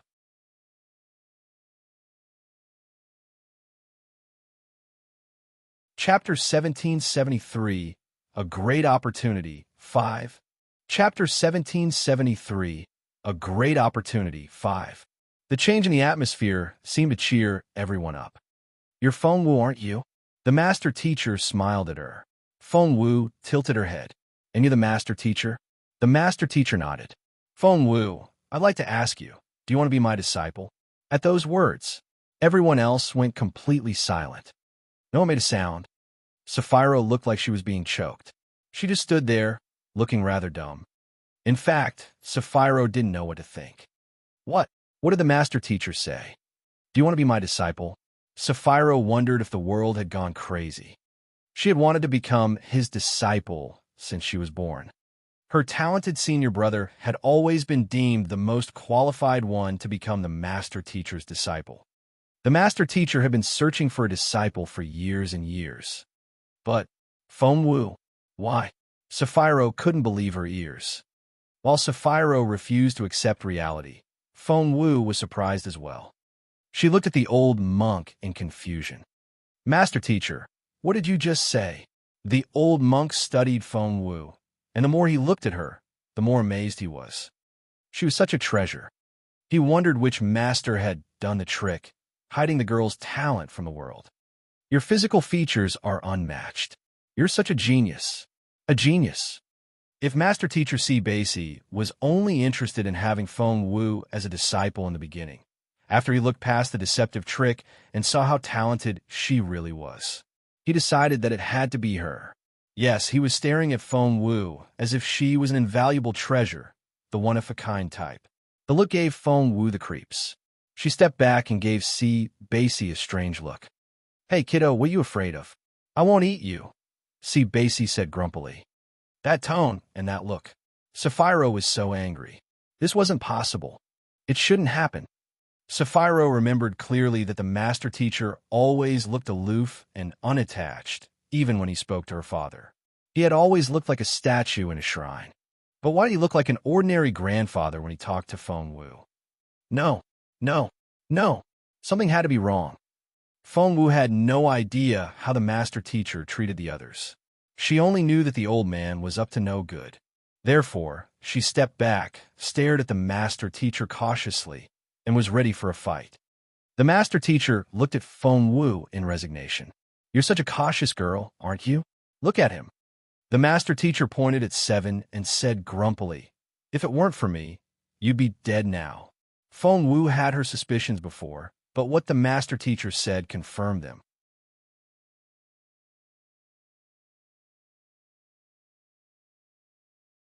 Chapter 1774. Chapter 1774, A Great Opportunity, 6. "Was it really you who killed him?" Feng Wu asked with twinkling eyes. The master teacher said proudly, "Yes." Feng Wu said. A streak of white light charged at him from very far away. It then entered his body, and he was dead.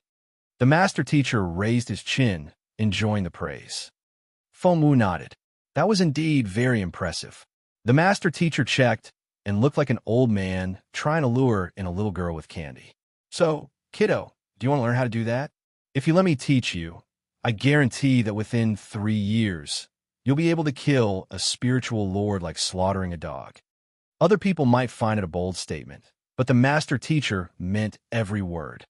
No one knew exactly how capable the mysterious old man was, for he was the most powerful cultivator in the entire Senal grassland. All they knew was that he was one of the most advanced cultivators on this continent.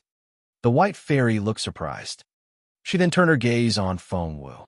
Feng Wu communicated with her through her mind. She said, "What? Why are you looking at me like that?" The white fairy said, "What kind of person are you? How can you be so lucky?" Feng Wu was speechless. "I'm lucky," the white fairy said. "You've run into me, the rarest ghost king. Isn't that lucky enough?" Feng Wu pursed her lips. "Do you call yourself good luck?" The white fairy raised her hand to smack Feng Wu. Feng Wu said, "Ahem, please don't do that. We still have more pressing matters to attend to here."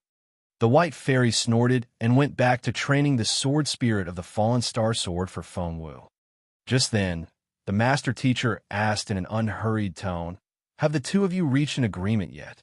Feng Wu's stomach lurched. "What did you say?" "The white fairy ghost king has entered your sword. You're a lucky girl." The master teacher liked Feng Wu even more, and he smiled at Feng Wu. Lian the white fairy is one of the 3 villains of the land of the spirit source. In other words, you've tamed one of the 3 ghost kings. Aren't you the lucky one? One of the 3 ghost kings. Feng Wu had tamed it. A few steps away, Sapphiro, who was still prostrating on the ground, was astonished. How was that even possible? How did Feng Wu do that? What kind of person was she? Do you want the seed of the spirit source? What the master teacher said after that shocked Sapphiro. The seed of the spirit source. The seed of the spirit source. Sapphiro was almost in tears. Chieftain Senal had brought elite members of the entire grassland here. Emperor Wu had also brought elite members of the entire Junwu Empire. What for? They were all here for the seed of the spirit source, which only appeared once every 3 years. But now, the master teacher was asking Feng Wu in the most careless tone if she wanted that seed. Anybody would say yes. Sapphiro stared at Feng Wu with bloodshot eyes. If Seven was still alive, he would have jumped his feet as well. But Feng Wu wasn't as excited as Sapphiro. Instead, she looked rather alarmed. Staring at the master teacher, she asked coldly, "The seed of the spirit source? What's that?" Little Phoenix had told Feng Wu about how impressive the seed of the spirit source was, but Feng Wu still needed to hear an affirmative answer. Crossing his hands behind his back, the master teacher smiled at Feng Wu. "It's a great opportunity. It'll raise your cultivation level by an entire stage." Feng Wu's eyes widened, and she stared at the master teacher in astonishment.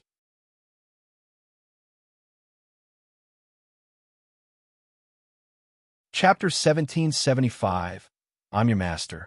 Chapter 1775, I'm Your Master. The master teacher nodded with a smile. "You're a level 7 spiritual elder now. If you obtain the seed of the spirit source, you'll become a level 7 spiritual lord." Wow. Sapphiro's eyes turned blood red with jealousy and her heart raced. At the same moment, Feng Wu. She would be lying if she said that she wasn't excited. Feng Wu clenched her fists in her sleeves to fight back her excitement. An entire stage. As a level 7 spiritual elder, she had enough power to handle someone like Zhuo Qingyu, but she still had a long way to go to catch up with Zhuo Qingwan.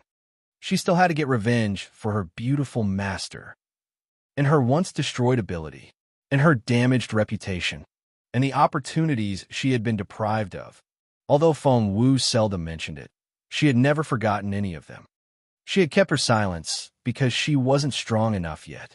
At the thought of the family she wanted to protect and the dignity she needed to get back, Feng Wu clenched her fists.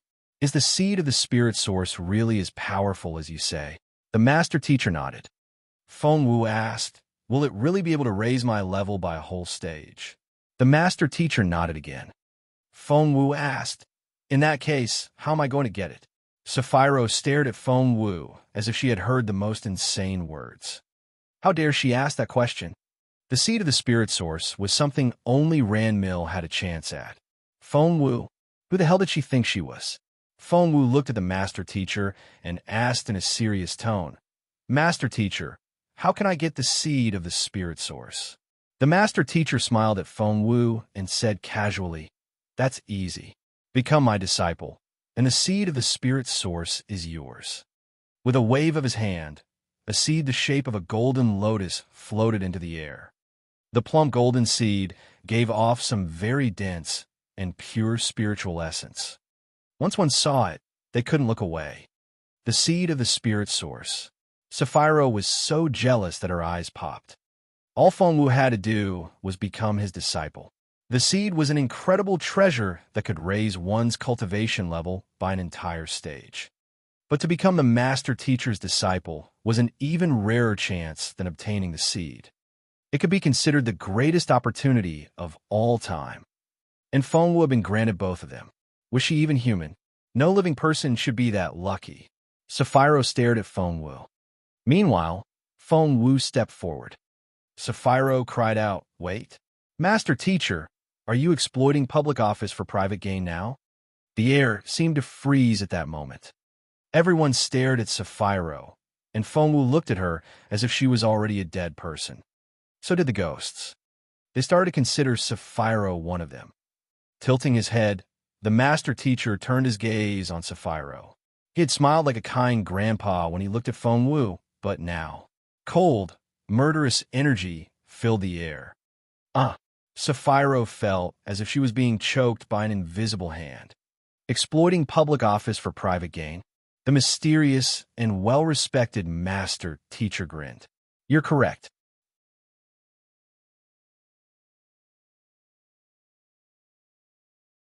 Chapter 1776. I only have one master, one. Chapter 1776. I only have one master, one. Sapphiro said, "What?" The master teacher nodded with a half-smile. "I'm doing that. So what?" The old man held the golden lotus in his hand and smiled at Feng Wu. "Kiddo, what's your answer?" He completely ignored Sapphiro, as if she was already dead. What was her answer? Sapphiro stared at Feng Wu. She wondered what Feng Wu was waiting for. If she were given the chance, she would have already dropped to her knees and greeted her new master. However, Feng Wu. She only frowned at Master Teacher C. Basie, looking rather troubled. She was troubled? Why? Sapphiro couldn't believe that Feng Wu could be so idiotic. To her disbelief, Feng Wu actually, "You're the most capable man on the grassland, and I'm afraid that you're too good for me. Sorry, Master Teacher, but I have to say no to your offer." What? Feng Wu's words astonished everyone. Sapphiro couldn't believe her ears. Even the White Fairy found Feng Wu's choice very strange. She had to remind her, "Hey kid, aren't you a bit too proud?" Feng Wu asked, "Am I?" The White Fairy said, "Master Teacher C. Basie isn't just the most powerful man on the grassland. Only a handful of people have ever been his match on the entire continent, including your Uncle Chu. How can you turn down his offer when he wants to be your master?" Feng Wu shook her head. The White Fairy asked, "Why?" Feng Wu said, "I already have the best master in the world. I can't possibly take a new master." The White Fairy asked, "Who's your master?" Feng Wu smiled. "I can't tell you who he is, but he does have a connection with you." The White Fairy frowned. A connection with her? Who could that be? Master Teacher C. Basie was surprised by Feng Wu's reply as well. But he calmed down almost immediately and looked at Feng Wu with cold eyes. "Kiddo, are you sure about this?" Feng Wu nodded and said, "Yes. If you become my disciple, you might not become the most capable cultivator in the entire world, but I can guarantee that you'll be one of the top 3. Will you still say no?" "Yes, I've made up my mind." Master Teacher C. Basie had been a genius monk when he was young and was now a genius master teacher later in life. No one had ever said no to him. He would be lying if he said that he didn't feel frustrated. However, the master teacher remained very calm, and he nodded at Feng Wu. "If you change your mind, feel free to come to me anytime." Sapphiro stared at him in disbelief. "No, this can't possibly be happening. Isn't he supposed to be the most aloof cultivator who's beyond everyone's reach? Feng Wu turned him down.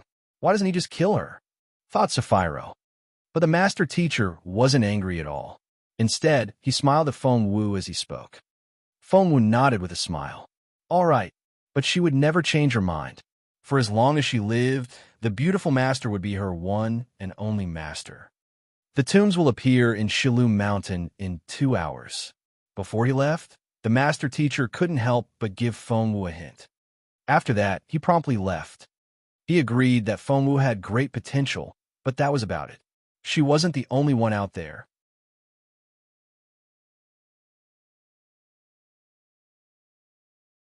Chapter 1777. I only have one master, too. Chapter 1777. I only have one master, too. Nuts. You nuts. Sapphiro threw a dirty look at Feng Wu before dashing off. The white fairy was speechless. What kind of princess is she? I'm gonna kill her. Feng Wu cleared her throat. I mean it. I'm not joking. The white fairy threw a dirty look at Feng Wu. Do you know how jealous other people will be if they hear that Si Baisi wants to take you as his disciple? If that princess tells other people about it, you'll die. Feng Wu smiled. Don't worry. She won't do that. The white fairy asked why. Feng Wu glanced at the white fairy and wondered if the fairy had been a ghost for too long to understand human nature, or if she had always been like this. Why? The white fairy asked. Feng Wu smiled wryly. Because of human nature. Sapphiro has always considered me her rival, but she has never been able to win, which is why she holds a lot of grudges against me. Moreover, she desperately wants to become Master Teacher Si Baisi's disciple, while I turned down the offer when I was given the opportunity. No matter how angry she is, she'll never tell anyone else, because it won't do her any good. The white fairy agreed with her. However, so, you do know what you've missed out on, she said grumpily. Do you know what a great opportunity you've turned down? Becoming Master Teacher Si Baisi's disciple is more important than any other matter on the Sino grassland. Do I have to remind you of that? Feng Wu smiled. But the entire continent combined together isn't as important as my beautiful master. Who's your beautiful master? The white fairy asked curiously. Hey, don't tell me it's Chu Feng Xiao. She didn't like the thought of that at all. Feng Wu rolled her eyes. Your Chu Feng Xiao is nowhere near as good as my beautiful master. The white fairy didn't like the fact that Feng Wu didn't think highly of Chu Feng Xiao, but she liked the sound of your Chu Feng Xiao. Seeing the infatuated look on the white fairy's face, Feng Wu smiled wryly. She wondered what kind of man her third senior brother was. The white fairy still couldn't forget him after so many years. By the way, where are the tombs in Shilu Mountain? Feng Wu suddenly remembered what Master Teacher Si Baisi said before he left. Well, about that, the white fairy gave Feng Wu a strange look. Feng Wu said, what? Do you know how creepy you look? Tilting her head, the white fairy contemplated. Hey, what's going on? That look on your face will give me the wrong idea. Feng Wu tugged at the white fairy's sleeve. Tell me, are you sure we're not rivals? The white fairy asked grumpily. Feng Wu asked, why should we be rivals? Because of Chu Feng Xiao, of course. Are you sure you're not in love with him? The white fairy stared at Feng Wu with the most serious look in her eyes. Feng Wu rolled her eyes at her. How can I possibly be in love with him? Even my beautiful master is a more likely candidate. I'd rather fall in love with Jun Lin Yuan than with Chu Feng Xiao. Jun Lin Yuan? Where have I heard that name before? The white fairy searched her memory, then suddenly clapped her hands. That's right.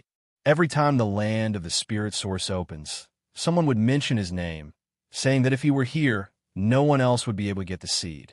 He must be an impressive young man.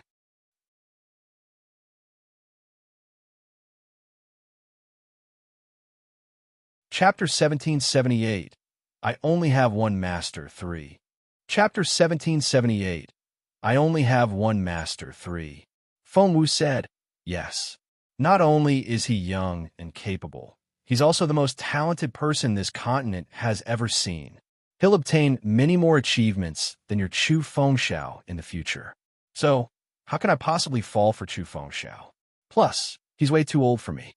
The white fairy liked everything Feng Wu said. She didn't feel threatened at all now.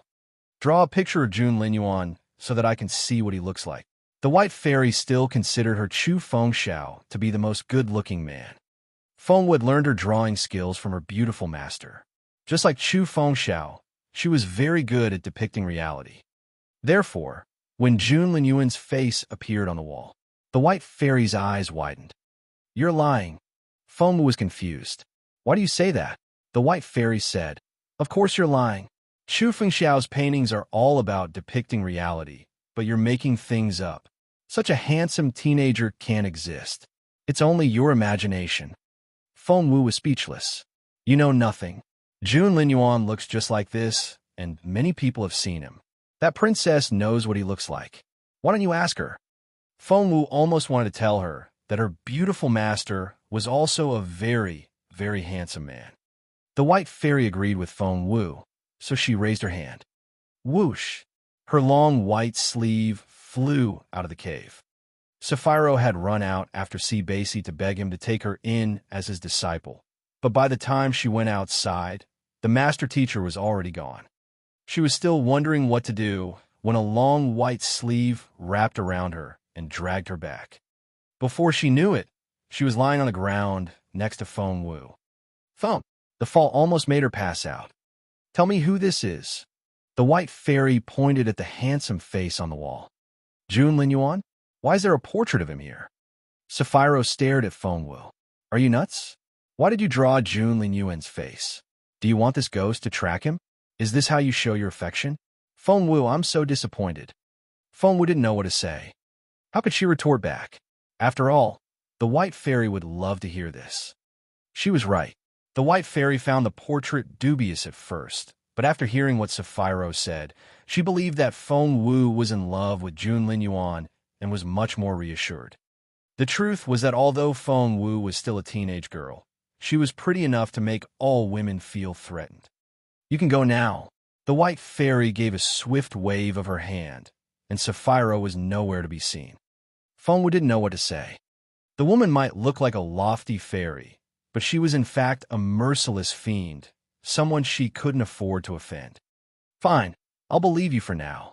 The white fairy glanced at Jun Linyuan's portrait and said, "The teenager is quite handsome, but Chu Fengxiao is definitely better looking and more talented."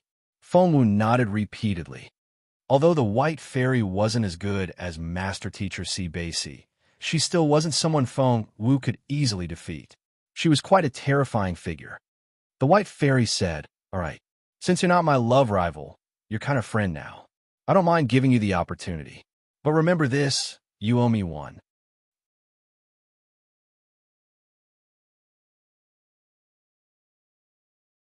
Chapter 1779. I only have one master for. Chapter 1779. I only have one master for. Fengwu said, "Forget it then. I won't go to Shilu Mountain." The white fairy smirked. "Don't you want the seed of the spirit source anymore?" Fengwu said, "Of course I do. I can raise my cultivation by a whole stage. Anyone would want it." The white fairy looked Fengwu up and down and smirked. "Well, since you're only a petty spiritual elder now, pretty much everyone can pick on you. Once you become a spiritual lord, you'll finally be able to walk around safely on this continent." Fengwu didn't know what to say. This white fairy was so arrogant. Only a spiritual lord could walk around safely on this continent. What about those who weren't spiritual lords yet? Haven't you heard the saying that anyone lesser than a spiritual lord is a mere ant? The white fairy glanced at Fengwu and sounded as if she was talking about something as common as eating or drinking. Fengwu didn't know what to say.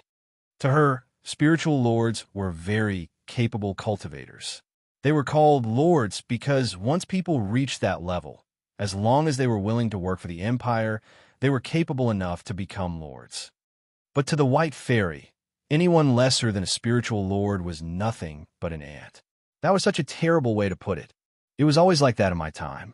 I can only come to the conclusion that the Junwu Empire isn't all that great after all, the white fairy said indifferently. Now you know how useless a level 7 spiritual elder is. Fengwu sighed in resignation. She had only just become a level 7 spiritual elder when she had been a level 3 before. Doubtlessly, it was a level the white fairy would laugh at. Come, let's go to Shilu Mountain. The white fairy led the way. We have to get that seed this time, no matter what. Feng Wu asked, doesn't Master C. Basie have that seed? The white fairy said grumpily, that old man isn't that shameless. He said he would give you the seed of the spirit source, but he wasn't just going to give it to you directly. Rather, he would have helped you get it by following the rules of the game. Did you really think that he would have just handed it to you? He's also bound by the rules of natural law. He'll be damned by heaven if he gives you help unconditionally. Feng Wu's eyes lit up. I thought I lost the seed of the spirit source for good when I turned down Master C. Basie. The white fairy said grumpily, someone is going to get that seed. If that old man won't help you, it'll go to the luckiest party, which will be us. That's right. Feng Wu clenched her fists.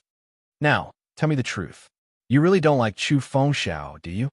The white fairy stared at Feng Wu. Feng Wu rolled her eyes at her. What do you think? At the thought of Jun Lin Yuan, the white fairy nodded. I'll believe you this once. As long as you're not in love with Chu Fengxiao, we can work as friends. Feng Wu smiled. All right. The white fairy might go on and on about the man she loved all the time, but she could be very serious when she needed to. The white fairy asked, do you know that there are 3 ghost kings in the land of the spirit source? Feng Wu shook her head. The white fairy smacked Feng Wu on the head. Ouch, that hurts. The white fairy wasn't gentle, and the pain almost made Fairy cry. You don't even know that? What are you doing here in the land of the spirit source? The white fairy said in frustration. It's so annoying that you even have the Ghost King seal, which is something everyone wants to get their hands on. Feng Wu grimaced. There's no need to hit me.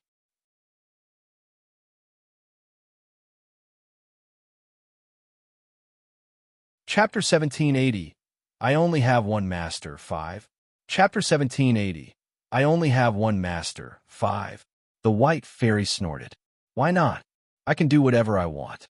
As the princess of a long-gone dynasty, the white fairy was born with arrogance and a bad temper. She stared at Feng Wu. Where did you get that seal? Feng Wu then told her about the 10 Direction seal, which Sapphiro had given her as compensation, and how the Ghost King seal had been hidden inside. She shrugged. Sapphiro just gave me the first thing she could find. She wasn't sincere at all. The white fairy stared at Feng Wu in resignation. Don't brag about it. It's not nice. Feng Wu cleared her throat again. The white fairy said, you naughty girl. You know so little, but you're so lucky. You have the Ghost King seal.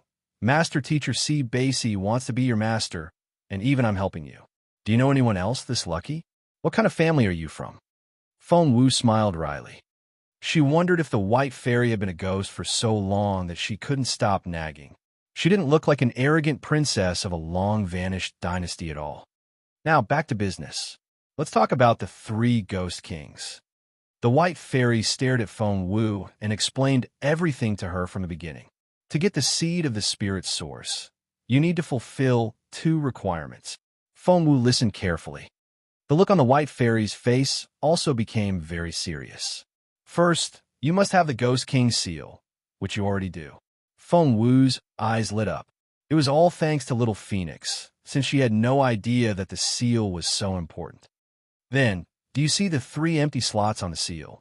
Feng Wu looked down at the seal and saw that there were indeed 3 slots in the shape of flames. Whoosh! The white fairy waved her hand, and an orange flame flew out of her forehead and entered the Ghost King seal. Thump! It filled the first empty slot, but the seal wasn't hot to the touch. The white fairy looked at Feng Wu and said seriously, this is my true flame. You can obtain a streak of it once you've gained my recognition. With it, you can light up the Ghost King seal. You need to gather the true flames from all 3 Ghost Kings before you can find the seed of the spirit source. Therefore, you need to find the layers of the other 2 and gain their recognition. She then glanced at Feng Wu. I need to remind you first, they're not as easygoing as I am. Feng Wu thought, you're not all that easygoing, okay? If it wasn't for Chu Fengxiao, my 3rd senior brother, you would have killed me already. The white fairy gave it some thought, then frowned. Those 2 old beans can be quite a handful, but with my help, you have a big chance of winning. Come, Let's go to Shilu Mountain. One of them lives there. At the same time, many other people also knew this information, and many of them wanted to get their hands on the seed of the spirit source. Therefore, a lot of people headed for the mountain as well. Up on Cornice Peak of Shilu Mountain. When Feng Wu arrived, she realized that there were too many people around. She saw many familiar faces.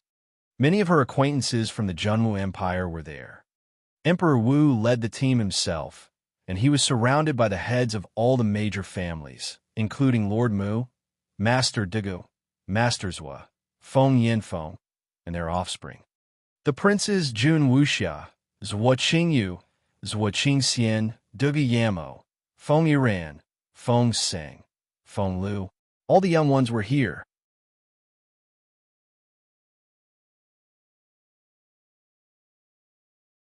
Chapter 1781. I only have one master, 6. Chapter 1781. I only have one master, 6. Of the members of the younger generation, the second prince was the most capable one, followed by Zhuo Qingxian. Lying flat on her stomach, Feng Wu looked down from above and saw everything that was going on below. Since she could see them, so could the white fairy, who had attached herself to the fallen star sword. The Junwu Empire has been doing well these days. Some of the younger ones are pretty good. Pointing at Zhuo Qingxian, the white fairy told Feng Wu, "Do you see that young man in the blue robe? He's a level 1 spiritual lord, and he's more than you can handle." Feng Wu didn't know what to say. The white fairy said, "And there's that young man in the yellow dragon robe. He's even more powerful than the one in blue. Wait, there's a secret hidden inside him." Feng Wu asked curiously, "What secret?" The white fairy wanted to keep Feng Wu guessing. "I'll be punished if I reveal a heavenly secret. Don't make me do it. I'll let you know when it's your turn to fight him." Feng Wu frowned. If she was guessing correctly, the white fairy was talking about the second prince. The second prince lived a secluded life and seldom appeared in public. She didn't know that he had concealed his power so well. At such a young age, he was already a spiritual lord. If the white fairy hadn't pointed it out, she wouldn't have noticed. Had it not been for Jun Linyuan's existence, the second prince would have been an impressive figure. Unfortunately, hey, those two are pretty good as well. See the pair in blue and purple? They're quite talented, and both are more powerful than you. Feng Wu saw that the white fairy had finally moved on to people on her side, Xian, Yi, and Feng Sun. As for the rest of them, the white fairy then turned to look at the members of the Senile Grassland. That Sapphiro has no chance at all. That girl in white is quite talented. Hey, she's hiding the fact that she's a level 9 spiritual elder. Kiddo, you're not her match yet. Feng Wu didn't know what to say. The white fairy glanced at Feng Wu. See, even in the younger generation, there are 5 who are more capable than you, let alone all the talented people in other places on the continent. Feng Wu, you still have a very long way to go. Feng Wu tried to change the subject. Why are you looking at the young ones only? The white fairy glanced at Feng Wu. Feng Wu asked what? The white fairy said, "Feng Wu, do you really not know?" Feng Wu said innocently, "Know what? Tell me, please." The white fairy said, "Only those that haven't reached the spiritual king stage can take part in the competition, and they can't be over 20 years old." Glancing at Feng Wu, she added, "Otherwise, if the spiritual kings get involved, other people won't have a chance at all." Feng Wu agreed with that. The white fairy said, "The 5 people I mentioned will all be your competitors, so be careful." Feng Wu said seriously, "Feng Sun and Xian Yi are my friends." The white fairy asked, "You mean the blue and the purple ones?" Feng Wu nodded. "Yup." The white fairy said, "Kiddo, you're still too young. I'm telling you, where the seed of the spirit source is concerned, there are no friends. All there will be is betrayal and rivalry." Feng Wu frowned and stressed again, "They're my friends." The white fairy said, "If you say so."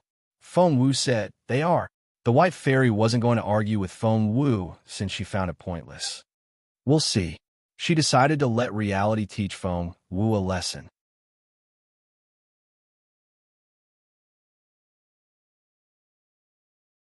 Chapter 1782, Untitled.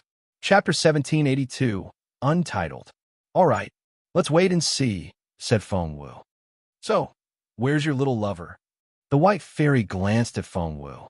Why don't I see him anywhere? I'd like to see the two of you fighting over the seed of spirit source. Feng Wu glanced at the white fairy. The white fairy sounded confused. Is he afraid to come? Feng Wu took a deep breath. I know why he isn't here. The white fairy asked, why's that? Feng Wu said, you said it yourself. Spiritual kings aren't allowed to go near the tombs, nor can they take part in the competition for the seed of the spirit source. The white fairy said, that's right. Feng Wu said, that's why he isn't here. The white fairy finally understood what Feng Wu was getting at, but she didn't believe her. That's not possible. Feng Wu asked why. The white fairy said, from what you said, he isn't much older than you. Feng Wu said, he's 3 years older than me. The white fairy smirked. In that case, how can he possibly be a spiritual king? Kiddo, you're making things up. You think too highly of your little lover. Feng Wu didn't know what to say.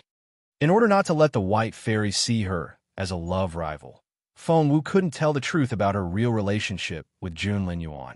Moreover, she had to pretend that there was something between them. It was such a tiresome task. Feng Wu was about to say something when the white fairy waved her hand. Stop bragging. I'm not going to believe you. Feng Wu thought, suit yourself. You'll have to believe it once Jun Linyuan shows up. So where are the tombs? Feng Wu looked into the distance, but she couldn't see anything apart from the bleak grassland. It's not time yet, the white fairy said indifferently. The tombs will appear in about 5 minutes. Then, after some thought, the white fairy said, don't rush into the tombs. It won't do you any good. Feng Wu nodded.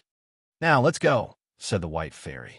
When Feng Wu walked down the slope and headed for the crowd, Sapphira was talking behind her back.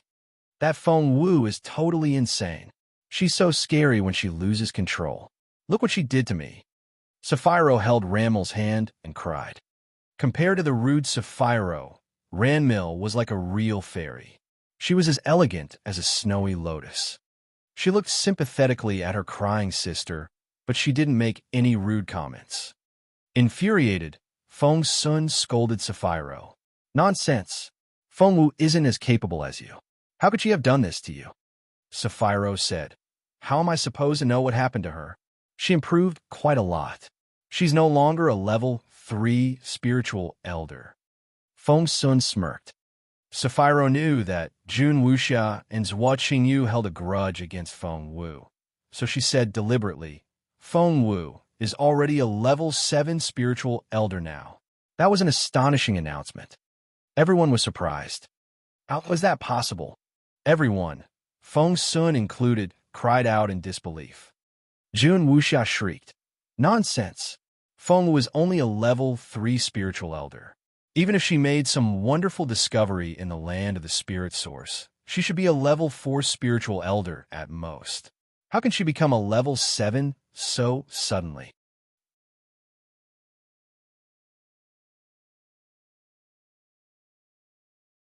Chapter 1783, Untitled. Chapter 1783, Untitled. Zhuo Qingyu's face darkened as well. Princess Sapphira, you can't make up something like that. There's no way that Feng Wu is a level 7 spiritual elder. The others nodded, agreeing with Jun Wuxia and Zhuo Qingyu. Yes, it was impossible. No one could make such rapid improvement. Not only the teenagers, but also the adults shook their heads as well.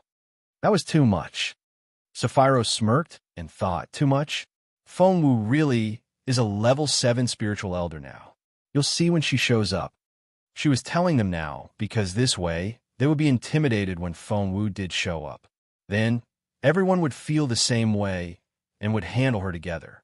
Feng Wu would become a common target. Sapphira hadn't told them that Master Teacher Si Bei wanted to take Feng Wu as his disciple, but she turned him down. If they heard about that, they would lose their minds.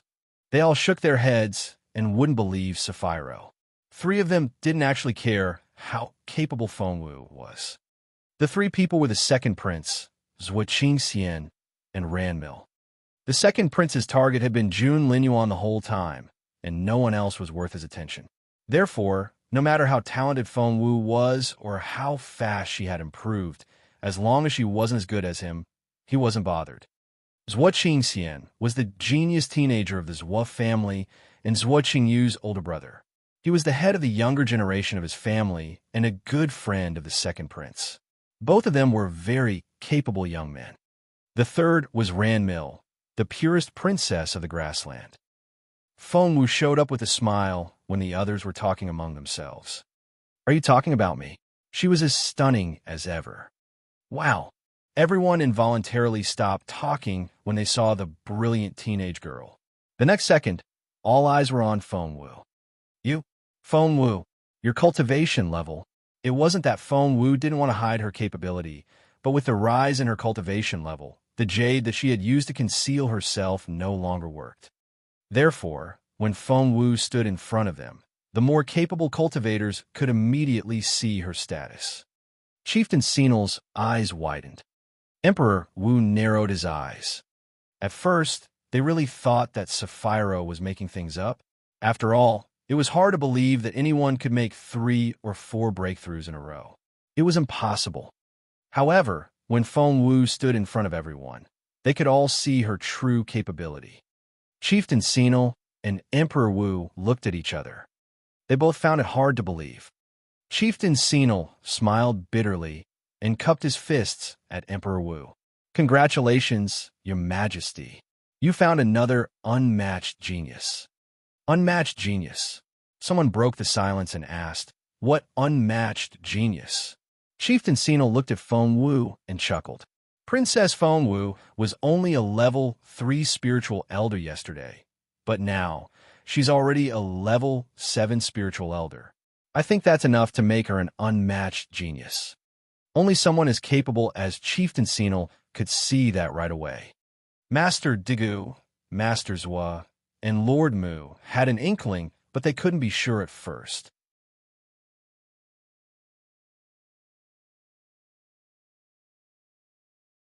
Chapter 1784, Untitled. Chapter 1784, Untitled.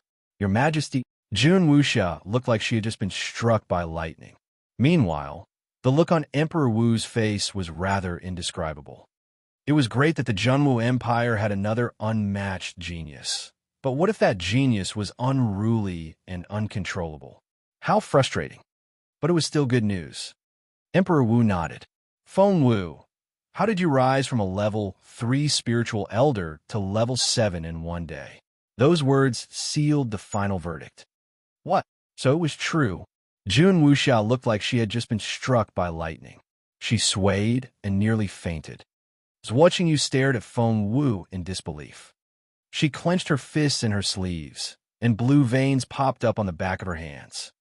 "Feng Wu, I always thought of you as my rival, but you're already beyond my reach." Thought Zhuo Qingyu. Du Guillermo and even the others all stared at Feng Wu as well.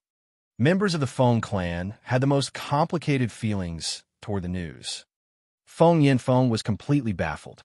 A level 7 spiritual elder. She had risen from a level 3 spiritual elder to level 7 in one day. How was that possible? That couldn't be. Had Feng Wu again become the genius that she had once been? And he had denied such a genius. Not only that, he also tried to remove her from the clan. Feng Yanfeng had never regretted his decision so much. He decided that he had to keep Feng Wu in the clan now, no matter the cost. He would never try to remove her from the clan again. Feng Iran, Feng Seng, and Feng Lu all stood there utterly baffled. They didn't know how to react. Feng Iran and Feng Lu looked at each other in bewilderment. They still remembered when they were in Northern Border City. Back then, Feng Wu wasn't even a spiritual master yet, but half a year later, she was already a level 7 spiritual elder. What about them? Feng Iran was an intermediate spiritual grandmaster, but Feng Lu was even worse. She wasn't even a spiritual grandmaster yet. How frustrating. Feng Lu shook with rage, but she couldn't utter a word. Seeing the others finally acknowledge that Feng Wu was a level 7 spiritual elder, Sapphiro was over the moon. Naturally, she didn't point it out so that the others could praise Feng Wu. She was only trying to make everyone jealous of Feng Wu and turn her into a target. Therefore, Feng Wu, why don't you tell us what opportunity you ran into? How did you make 3 breakthroughs in a row? Feng Wu glanced at Sapphiro, slightly regretting not having cut off her tongue for good. Seeing Feng Wu keep silent, Sapphiro was very pleased. Feng Wu, are you going to keep a secret? That's true. No one would want to share such a great opportunity. Immediately, all eyes were on Feng Wu. Opportunity? What kind of opportunity would make Feng Wu improve so rapidly? Could she share with other people? Everyone's gazes became even more intense. Feng Wu glanced at Sapphiro and couldn't be bothered to reply, since the white fairy was telling her about the tombs, and she didn't want to miss a word.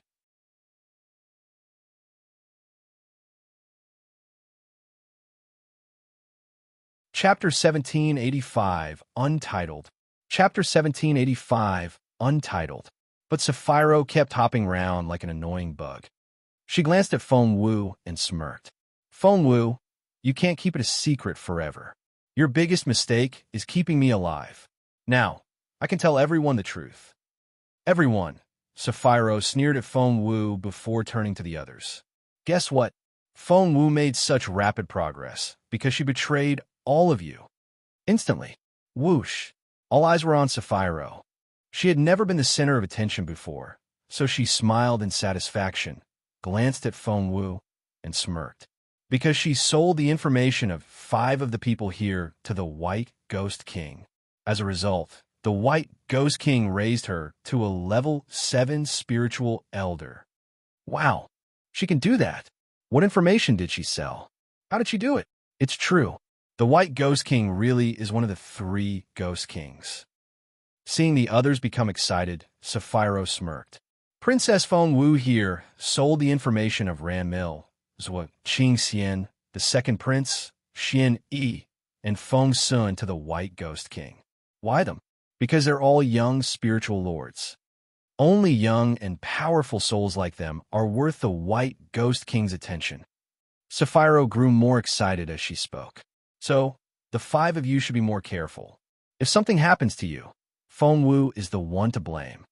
The white fairy grinned at Feng Wu. Are you going to just stand there and let her ruin your reputation? Feng Wu asked. Do you think anyone will believe such a wild accusation? The white fairy said, I think someone will. Feng Wu smiled. Those who trust me won't believe it no matter how I'm slandered. Those who don't will find some other excuse, even if Sapphiro doesn't say anything. So, why should I explain myself to other people? The white fairy looked at Feng Wu in surprise, agreeing with what she said. Feng Wu had left a good impression on the white fairy, but that was about it. However, when the white fairy saw how level-headed Feng Wu was, she began to respect her. Other girls would have burst into tears or fainted by now. Interesting. The white fairy rubbed her chin and smiled. Bullshit. Hearing what Sapphiro said, Feng Sun was the first to react. He charged out, trying to hit Sapphiro. 2 of the older prince's secret guards stepped out and stopped him. Feng Sun then raised his leg to kick Sapphiro. That's all bullshit. You're lying. Slander Xiao Wu again, and I'll kill you. The ferocious look in his eyes made Sapphiro's stomach lurch. But Feng Sun wasn't Jun Lin Yuan, and he couldn't intimidate Sapphiro the way the latter did. Sapphiro took a few steps back and smirked at Feng Sun, who was struggling violently. Just wait and see. Soon, Feng Wu will get you killed. Feng Sun broke free and tried once more to hit Sapphiro. Sapphiro immediately gave up and tried to hide behind Chieftain Senil. Chieftain Senil smacked Sapphiro on the head.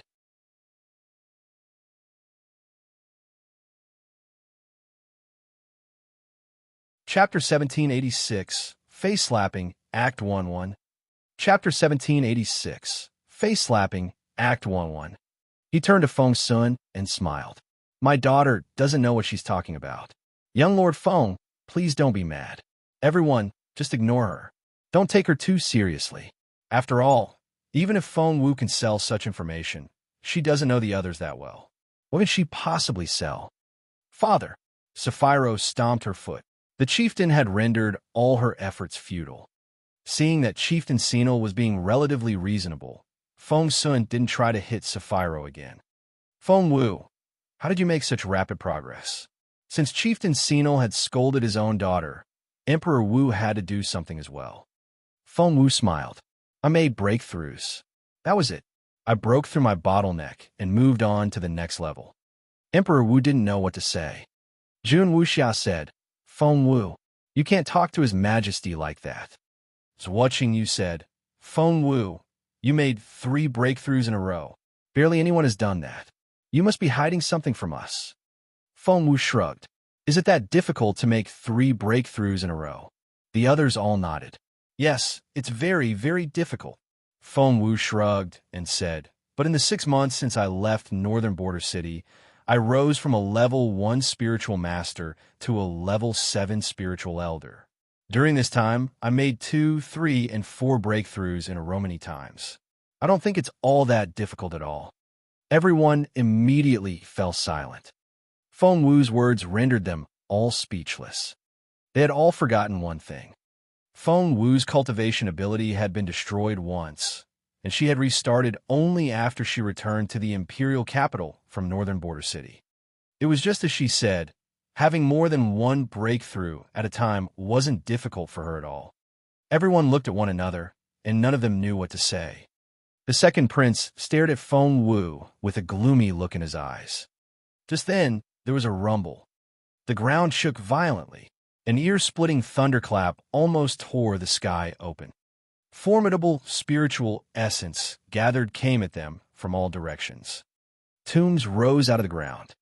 The tombs have shown up. Our chance is here. Even if we can't obtain the seed of the spirit source, we'll still find a lot of opportunities among the tombs. Quickly, the door to the tombs is open.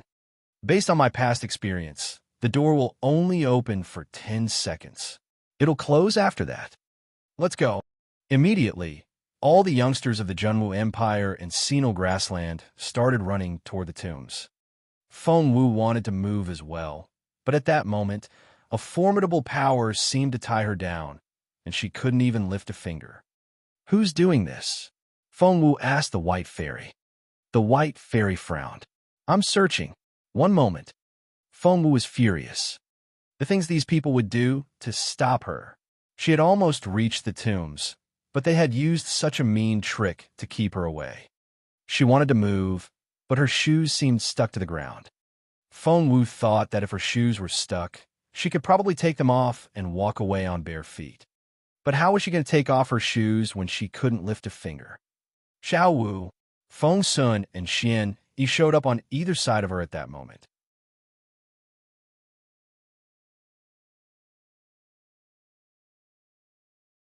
Chapter 1787, Face Slapping, Act 1-2. Chapter 1787, Face Slapping, Act 1-2. Seeing that Feng Wu only stood there, they realized that something wasn't right. You guys going first, Feng Wu said, still frozen to the spot. Xiao Wu, Feng Sun wanted to say something, but Feng Wu cut him off. Last 3 seconds. Feng Sun, the 2 of you should go in now. Feng Wu glared at Feng Sun. Are you going to do what I say or not? Feng Wu knew that if she told him that she had been tied to the spot by some trick, Feng Sun would never go in without her, but she didn't want him to miss all the great opportunities inside. Feng Sun studied Feng Wu's face. Trust me, Feng Wu said solemnly. Feng Sun searched his memory and realized that Feng Wu had always been able to turn things around. Nothing had ever been able to affect her. At that thought, he nodded. We'll wait for you inside. Feng Sun and Xian entered at the last second. But to Feng Wu's surprise, they weren't the last ones to go in. Instead, it was the second prince. He stood at the doorstep and looked into Feng Wu's eyes. There was a malicious smile on his gloomy face. Then, the door closed. When the door shut completely, Feng Wu realized that the power tying her down had disappeared. She could move again. So it was him. The White Fairy smirked. Who is he? Feng Wu said, he's the second prince. The White Fairy said, that's actually quite impressive. At his young age, he has achieved level 3 in his confined space, and he's so gloomy. Interesting. Feng Wu rolled her eyes at the White Fairy. This Ghost King was such a carefree character. The door to the tombs was shut, and Feng Wu still didn't know what to do. Xiao Wu. The Northern Feng general quickly walked up to her and held her hands, looking concerned. Xiao Wu, what happened? Why did your mind wander off? Feng Wu smiled wryly. She hadn't been absent-minded. She hadn't moved because the second prince's confined space had stopped her. However, she couldn't say that because she didn't have any evidence. Lady Northern Feng said sympathetically, Xiao Wu, the door is shut. I'm afraid you've lost the chance. Before Feng Wu could say anything, Mrs. Wu chuckled. Why does it seem to me that Miss Feng Wu is simply too scared to go in? Mrs. Dugu said, that's right. Everyone was rushing toward the door, and she was the only one who stood there. Empress Dugu waved her hand. Miss Feng has risen to a level 7 spiritual elder, so she has already obtained what she needed on this trip to the land of the spirit source. The tombs aren't that important. Mrs. Wu said, that's right. The tombs can be so dangerous. I can understand why Miss Feng was too afraid to go in. Hearing their words, the Empress Dowager, who was sitting on a soft cushioned chair a few steps away, snorted. There I was, thinking that she was quite impressive, but she's just a coward. Feng Wu had saved the Empress Dowager several times, and with her great performance so far, the Empress Dowager's attitude had begun to change. But now, seeing that Feng Wu didn't dare go near the tombs, the Empress Dowager was disappointed. Feng Wu didn't seem affected by what everyone said. Staring at Empress Dugu, she only said, the second prince is very good at his confined space. That was a bold statement.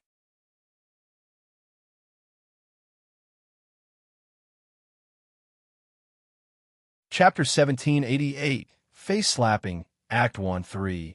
Chapter 1788, Face Slapping, Act 1-3. Empress Dugu's face immediately darkened. Miss Feng Wu, what do you mean by that? Feng Wu smiled. The second prince's confined space comes in really handy at this moment. He can freeze in place whoever he doesn't want to see enter that door. That way, the person will lose the only chance. Empress Dugu's face turned livid. She had been trying very hard to keep up the second prince's good reputation since she had great plans for him. But what Feng Wu said could ruin her son's reputation, so Empress Dugu was infuriated. She could no longer keep calm. Those words affected her greatly. Are you accusing the prince of stopping you and making you lose this chance? Do you have any proof of that?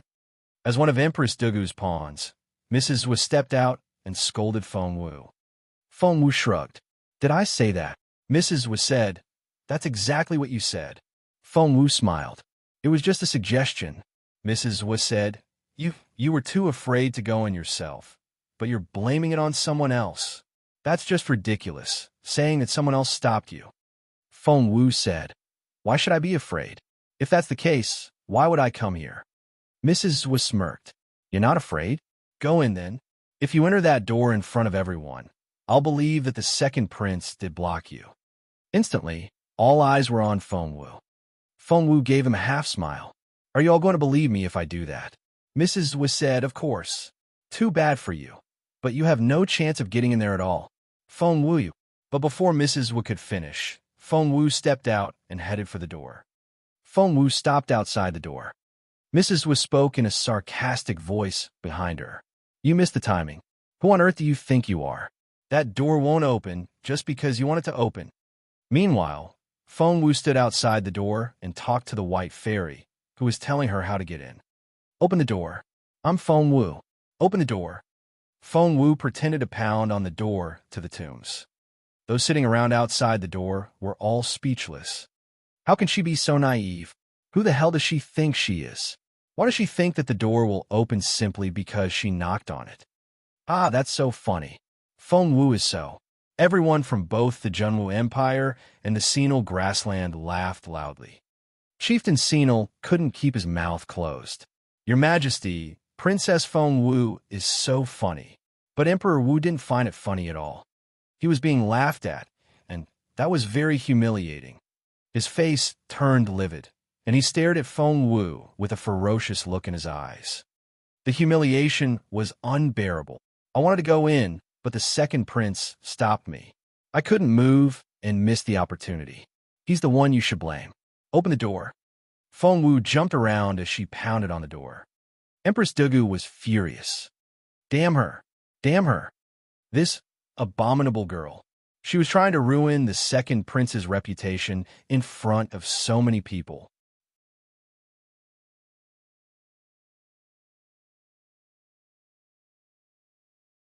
Chapter 1789, Face Slapping, Act 1-4. Chapter 1789, Face Slapping, Act 1-4. Building a good reputation was very difficult, and it would only take a small matter to destroy it. Empress Dugu finally knew why Fengwu had walked toward the tombs just then. She can't go in, so she's going to ruin my son, thought the Empress. Take her down for M-. But before she could finish, crack, the door had been tightly shut a moment ago. But now, the bronze door slowly opened. Everyone watched in disbelief. The door is open. The door to the tombs is opened. Is it because Fengwu knocked on it? Because Fengwu said that the second prince stopped her, so the door opened for her. Is that it? Mrs. Zhua and Empress Dugu's eyes widened, and the muscles on their faces twitched. They couldn't stop trembling. How was that even possible? How? Why did the door open? Fengwu walked in and looked over her shoulder at Empress Dugu. The smirk on her face looked just like the one on the second prince's face earlier. Empress Dugu was baffled. The rest of the crowd was equally silent. The look gave Mrs. Zhua the creeps, and she almost forgot where she was. However, she soon returned to herself and shouted, "It wasn't the prince. The prince definitely didn't use confined space on Fengwu." The crowd was speechless. She shouldn't have brought that up. Now that she had, everyone was reminded of the accusation. Those that didn't believe it before also began to form their own ideas. People could tell right from wrong. Mrs. Zhua didn't know what to say. Empress Dugu was speechless. After what Fengwu said, even if the second prince was innocent, he didn't seem so anymore. Although Fengwu didn't have any evidence, Empress Dugu couldn't blame her for anything either. Fengwu could only imagine the looks on everyone else's faces when she walked through that door. The thought of the looks on Empress Dugu and Mrs. Zhua's faces made her want to laugh. She then gave the white fairy the thumbs up. "I'm so glad you're with me." "Thanks," the white fairy said proudly. "I used to live here and only left because it was too boring. But even though I live somewhere else now, I still have the key to my door. This prince has practically dug his own grave." Fengwu chuckled. He has no idea that he's become the topic of the day now. I bet he's very satisfied right now. The white fairy felt speechless. "This is my home. Some outsider comes here to steal from my house and tries to lock me outside? Is he an idiot?" Fengwu laughed. "He's going to pay for this." The white fairy wasn't exactly a forgiving person. Fengwu chuckled. "Hey, you haven't told me where the other two ghost kings are yet. How dumb are you?" The white fairy gave her a "you idiot" look. Fengwu looked perplexed. The white fairy looked her up and down and said in resignation, "Do you know what level you are at right now?" Fengwu said, "I'm a level 7 spiritual elder." The white fairy snorted. "So, you do remember."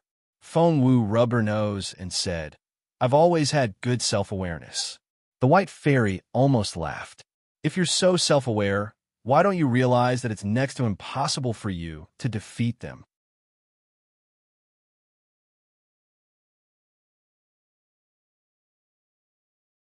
Chapter 1790, Face Slapping, Act 1-5. Chapter 1790, Face Slapping, Act 1-5. Fengwu said sincerely, "I have you, don't I?" The white fairy couldn't believe her ears. "There's one of me and two of them. Plus, they're twin brothers. When they join hands, they're even more capable. Why are you so sure I can defeat them?" Fengwu asked, "Can't we reason with them?" The white fairy said sarcastically, "Please don't tell me that you think I'm on friendly terms with them." Fengwu asked, "You're not?" The white fairy wanted to jab a finger in her head. "Use your brain. If they're my friends, why would I abandon a nice, big house like this to go live in a cave?" Fengwu cleared her throat. The exasperated look on the white fairy's face suddenly made her want to laugh. The white fairy puffed out her cheeks and glowered at Fengwu, and Fengwu had to work very hard to fight back her laughter. "Stop laughing." The white fairy rolled her eyes.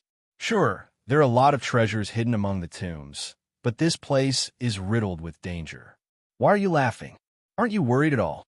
Seeing the way the white fairy rested her hands on her hips and sulked, Feng Wu burst out laughing. This posture simply didn't match her fairy-like appearance at all. Who would have thought that she used to be a princess of a past dynasty? The white fairy's face darkened as she glared at Feng Wu. Stop it. Feng Wu immediately waved her hands. All right, I'll stop. Ha ha. The white fairy said, do you want to say bye-bye to the treasures and opportunities? Feng Wu immediately surrendered. The white fairy glanced at her and snorted. Feng Wu pleaded, Dear fairy, please help me. Please. The white fairy glanced at Feng Wu, but didn't say a word. Feng Wu tugged at her sleeve. Dear fairy, if I get to meet Chu Tianxiao again, I'll tell him how pretty, gentle, and kind you are. Fine. Stop talking already. The white fairy might sound impatient, but Feng Wu could tell that she was very happy. So what should we do first? Feng Wu smiled at the white fairy. The white fairy asked, What do you want to do? What do I want? Tilting her head, Feng Wu gave it some thought and said, Of course, I want to improve our capability first. Me, you little phoenix, the cub, the fallen star sword. The white fairy nodded. That's a good idea, but Feng Wu kept her gaze on the white fairy. But what? The white fairy said proudly. But I'm the only one who can help you. Feng Wu let out a breath of relief. Thank you, dear fairy. The white fairy glanced at Feng Wu. Feng Wu immediately said, If I meet Chu Fengxiao again, I'll say something nice about you. The white fairy snorted. You sound as if I need your praise. Feng Wu immediately said, But other people need to know your good deeds. Whether or not you need it, I'm still going to do it. That sounds more like it. The white fairy glanced at Feng Wu again. She began to like the way this girl talked and behaved.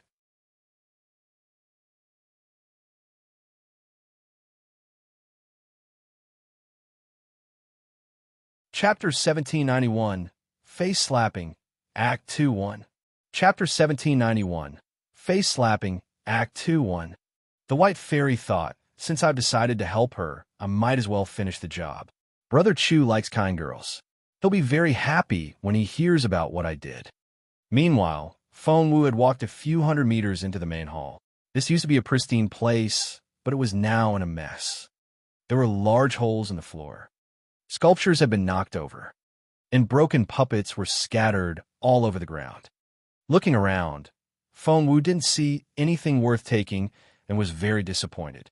Just then, someone walked in her direction and was surprised to see Feng Wu. It was none other than Sapphiro. Her eyes widened when she saw Feng Wu. How did you get in here? Feng Wu shrugged. The door opened, and here I am. Sapphiro said, Bullshit. Feng Wu said, Whatever you say. Sapphiro glared at Feng Wu, then smirked. I don't care how you got in. We've collected all the good stuff along the way. Do you see the sword in my hand? It's a level 3 weapon, and other people have found even better things. You found nothing so far, and you won't find anything. After that, Sapphiro picked up a scabbard and ran off. Feng Wu didn't know what to say. The white fairy smirked. Those who entered first were very relentless. I see that they ran into the poisonous corpses. Feng Wu asked, Can I find good stuff among them? The white fairy asked, What do you mean by good stuff? You can't seriously think that the level 3 weapon which the princess has is a treasure, can you? Feng Wu said, A level 3 weapon is a suitable weapon for a spiritual elder. It's not all that useless, is it? The white fairy's lips twitched. If you want that kind of stuff, I can find you a whole stack in no time, but they'll be too heavy for you to carry. Feng Wu's eyes lit up.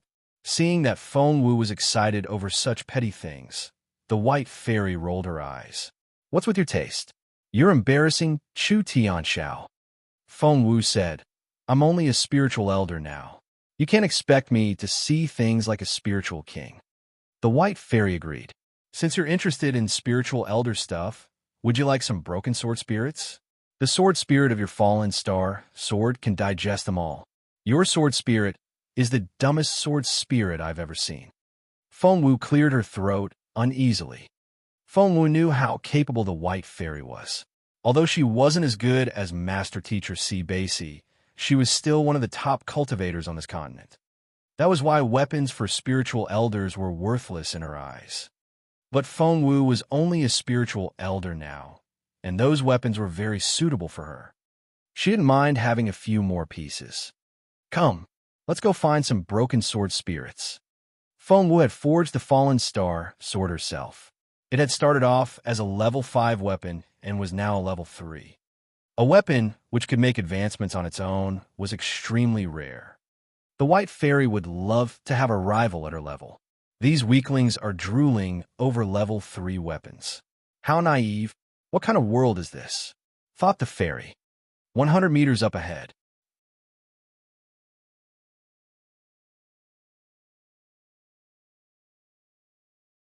Chapter 1792, Face Slapping, Act 2, 2. Chapter 1792, Face Slapping, Act 2, 2. Turn right. You'll see a door. There are numbers above the door. The password is 123456. Feng Wu found that password a bit too simple. Aren't you afraid that other people will guess it?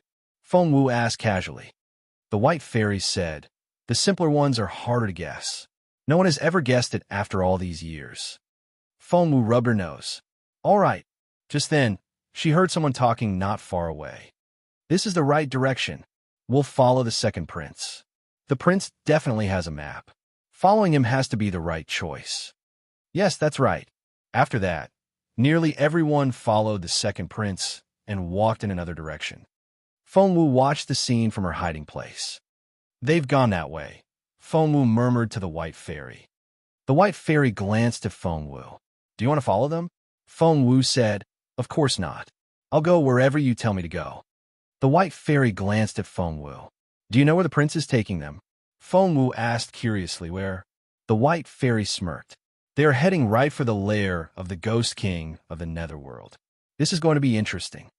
The White Fairy spoke before Feng Wu could ask. Let's go. Our priority is to improve your ability. Feng Wu nodded and opened the door to the secret room. Close the door, the White Fairy whispered. Feng Wu nodded and quickly closed the door. She turned around to find a room filled with brilliant golden light and dense spiritual essence. The room was vast and empty. It was only about 100 square meters in size, but the dense spiritual essence caught Feng Wu's attention. These are Bollywood racks stood along the walls on both sides. Each rack had 3 shelves, each containing different weapons. After countless years, the racks all looked worn and dilapidated. Although there were many weapons on the shelves, Feng Wu frowned when she picked up a weapon. The blade is chipped. This one too. There are 3 gaps in it. This spear is broken. And this. The more weapons Feng Wu checked, the more disappointed she became.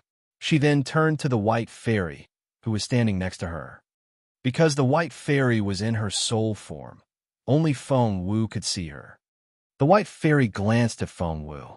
According to your definition, these are all level 3 weapons. Feng Wu nodded. That was true. Do you find these weapons useless? The White Fairy asked casually. Feng Wu gave it some thought and said, these are all wonderful materials. If I can take them away with me, I can sell them at a good price. After I refine them, I think I can rebuild some level 3 weapons. The White Fairy said grumpily, why do you bother with this garbage? Feng Wu smiled wryly. The White Fairy had simply seen too much. These broken weapons would be very popular in the outside world. Just let the sword spirit of the fallen star sword eat them all, the White Fairy said proudly.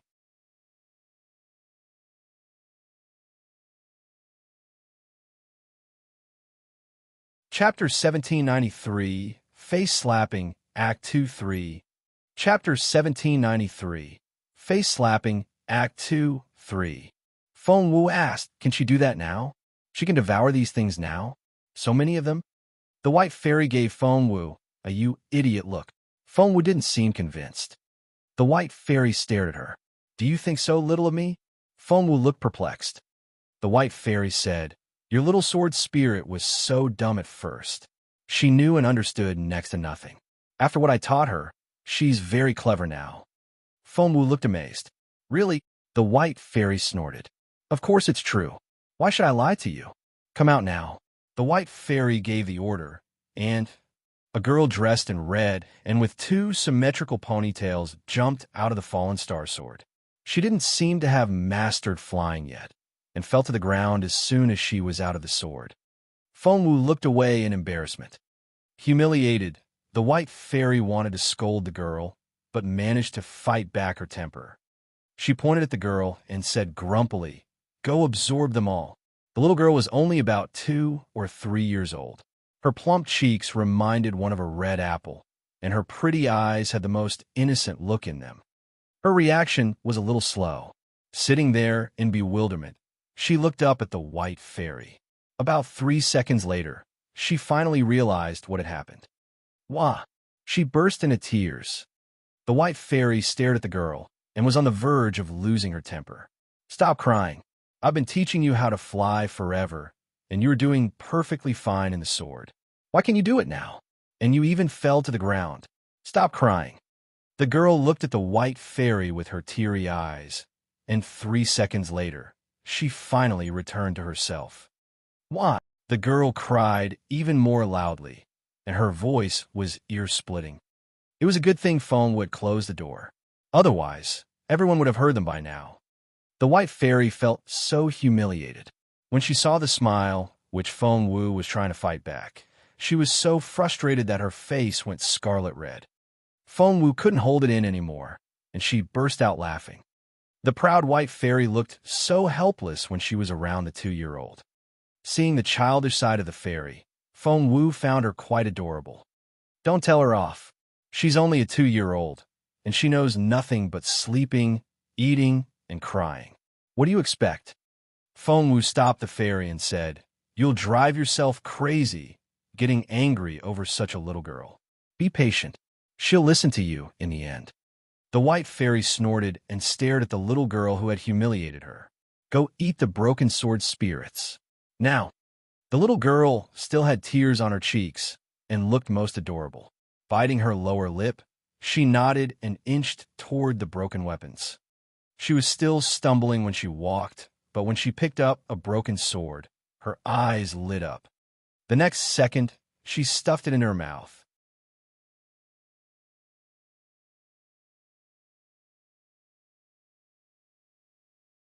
Chapter 1794, Face Slapping, Act 2, 4. Chapter 1794, Face Slapping, Act 2, 4. Feng Wu was shocked. How could such a sharp blade fit into her little mouth?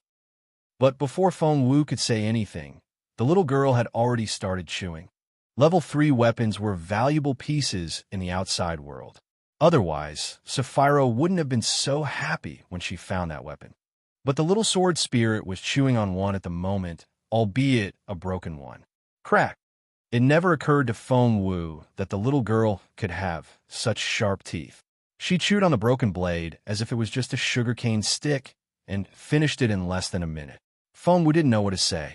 "This is the weapon recycling warehouse," said the white fairy. "Although the weapons aren't intact, they work the same to replenish the spiritual essence." Feng Wu nodded. Her eyes were fixed on the little sword spirit the entire time. After finishing the sword, the little sword spirit turned around to fetch a second weapon, which was a spear that had been snapped in half. Crack! She seemed to enjoy it a lot. Feng Wu could see that the entire fallen star sword was covered by a pale blue glow. As the little sword spirit ate, the blue color became deeper and deeper. The white fairy said, "The pale blue means that the sword is still at level 3. When it turns from deep blue to light green, it will become a level 2 weapon." Feng Wu asked in surprise, "Are you saying that the fallen star sword can level up?" The white fairy rolled her eyes at Feng Wu. "Why else would I bring you here? To play with you?"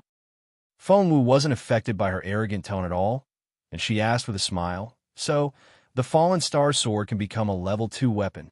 The white fairy glanced at her before she looked away. Feng Wu asked, "Can it?" The white fairy wanted to smack Feng Wu on the head, but she controlled herself in the end. "Just wait and see." Crack! The sound of the little sword spirit chewing on the metal went on and on. Feng Wu had thought that she would be full after eating 2 or 3 pieces, but to her surprise, the sword spirit was still eating after finishing 5 pieces. Is she going to be all right? Feng Wu asked the white fairy. The white fairy looked up at the ceiling and wouldn't talk to Feng Wu. All right. Feng Wu turned to check the fallen star sword itself. She held it in her hands. The 1-meter sword turned a deeper shade of blue until it was very dark. Because the sword had a spiritual connection with Feng Wu, she could clearly sense the transformation. 70%, 80%, 85%, 90%. Although level 3 and level 2 weapons were only one level apart, there was a great difference in their capabilities, which was reflected in their prices. The price of a level 2 weapon was 5 times that of a level 3. Feng Wu calculated the price of a level 3 weapon in spiritual stones. A level 3 weapon in perfect condition would cost her 10,000 low-grade spiritual stones.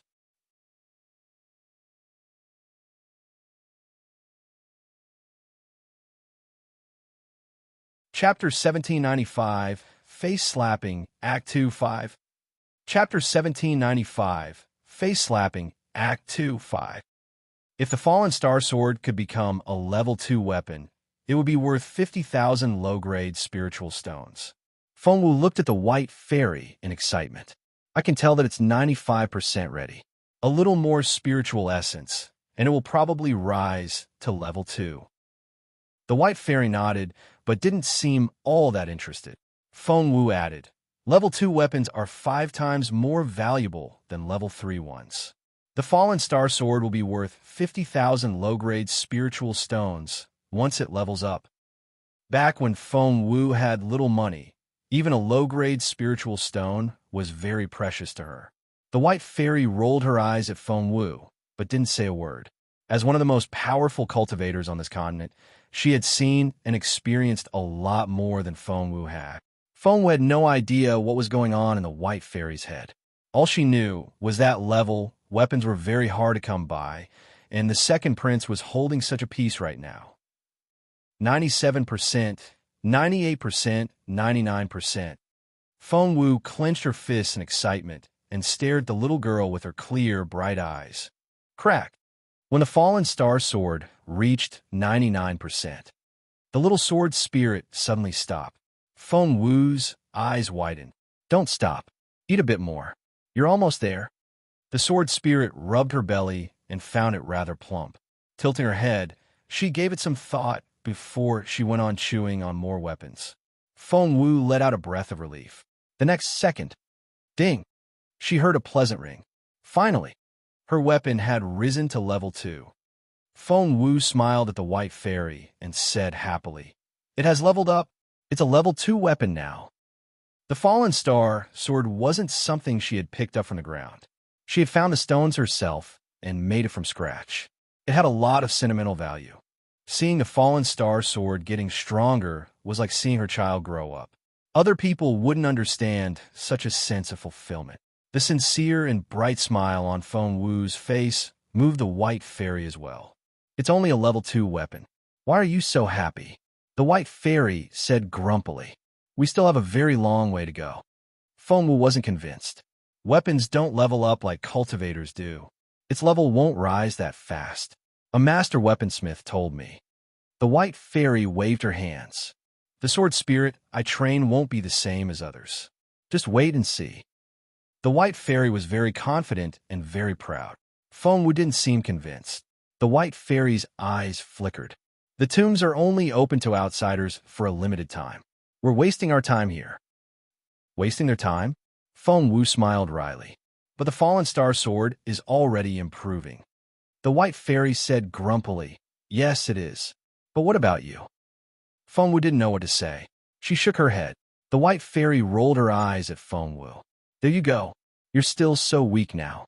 Don't you want to use this opportunity to improve yourself? So weak. Feng Wu smiled bitterly. Actually, she had already been making very fast improvements in the past few days.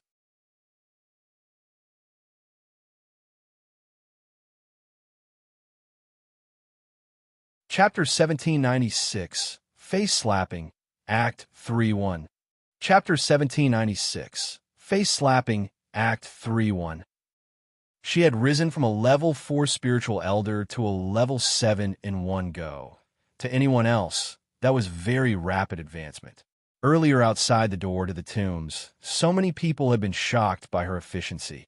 The White Fairy said, "Your advancement was too fast, and your foundation is too weak. Right now, your top priority is to train yourself and bolster your dantian.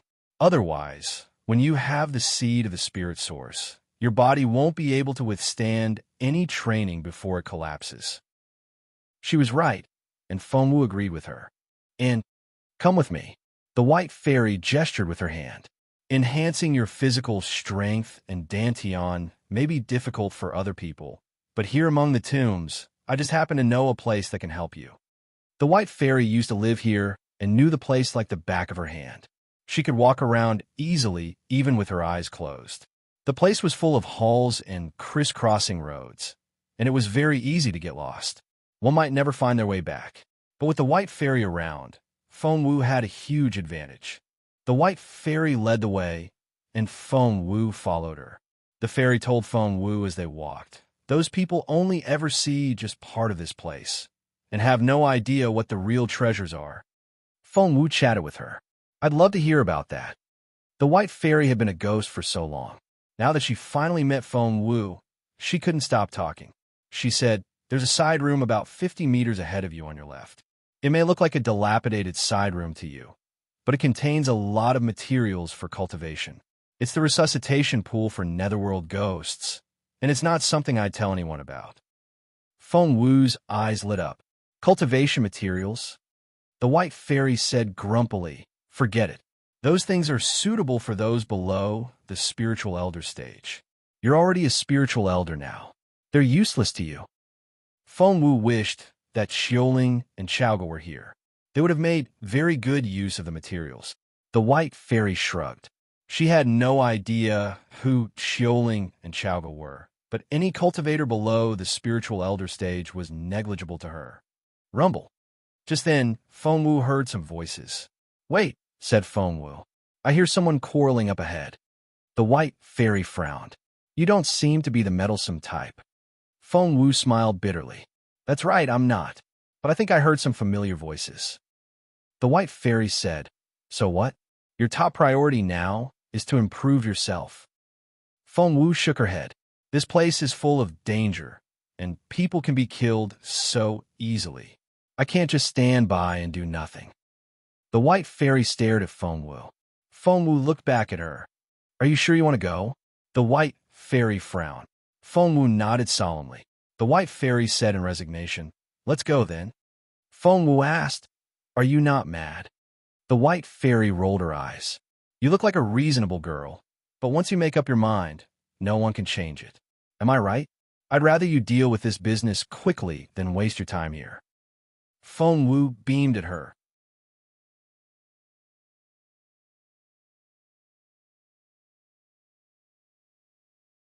Chapter 1797, Face Slapping, Act 3, 2. Chapter 1797, Face Slapping, Act 3, 2. Although the White Fairy was grumpy and had a vicious tongue, she understood Fengwu very well. "Sure." Fengwu picked up her pace. She seemed to recognize Qiuling's voice earlier, but she didn't think she saw Qiuling enter this place. Therefore, she had to make sure. When she walked past a hall and turned a corner, what she saw infuriated her. "Ha ha! Do you have a death wish? How dare you insult me?" That was Jun Wuxia's voice. Fengwu frowned a little. Who was Jun Wuxia shouting at? "Qiuling, are you not afraid of death?" After that, Fengwu heard Zhuo Qingyu's voice. "Qiuling." Fengwu's eyes lit up when she heard the name. So she was right. It was indeed Qiuling. Jun Wuxia, Zhuo Qingyu, and Qiuling. Fengwu immediately realized what was going on. They were bullying Qiuling. As expected, Jun Wuxia then said, "Qiuling, we're not asking you to do something impossible. Why is it so difficult for you to insult Fengwu?" Zhuo Qingyu smirked. "Say a bad word about Fengwu, and we'll probably spare your life. Otherwise," Qiuling said, "my mistress is the best. I'll never say a bad word about her." "Oh, what a tough girl." Jun Wuxia smirked. "Your attitude will come at a price." Zhuo Qingyu smirked as well. Crack. There came the sound of a joint being dislocated. Ark. Qiuling cried out in pain, and cold sweat rolled down her face. Weren't you so tough a moment ago? Why are you crying now? Jun Wuxia smirked. Say it. Say Feng Wu is a bitch, and I'll let you live. Zhuo Qingyu broke Qiuling's kneecaps, forcing her to kneel. Thump. Qiuling fell to the ground with a thump. Ark. Qiuling screamed again. Still no? Are you that stubborn? Fine. Zhuo Qingyu picked Qiuling up by her throat and was going to break her neck. Feng Wu arrived at that moment, and she was ready to charge at Zhuo Qingyu. The White Fairy said, I wouldn't do that if I were you. Feng Wu turned around and stared at the White Fairy. The White Fairy said seriously, You'll expose yourself, and your enemy won't waste this great opportunity to kill you. She's just a servant, and her life is worthless. How could she be more important than your life and your future? The White Fairy couldn't understand Feng Wu's choice. Back then, the White Fairy herself was a respected and beloved princess. Countless servants used to work for her, and she never cared for any of them. Feng Wu stared at the White Fairy. The White Fairy was confused and infuriated by Feng Wu's defiance. Feng Wu smirked. She might be worthless to you, but to me, the White Fairy was ready for a speech, saying that all lives were equal, and she had even prepared a retort. However, what Feng Wu said was that you're tuning into the Warrior Lore YouTube channel. Don't forget to subscribe and join us on this journey to catch the most captivating stories.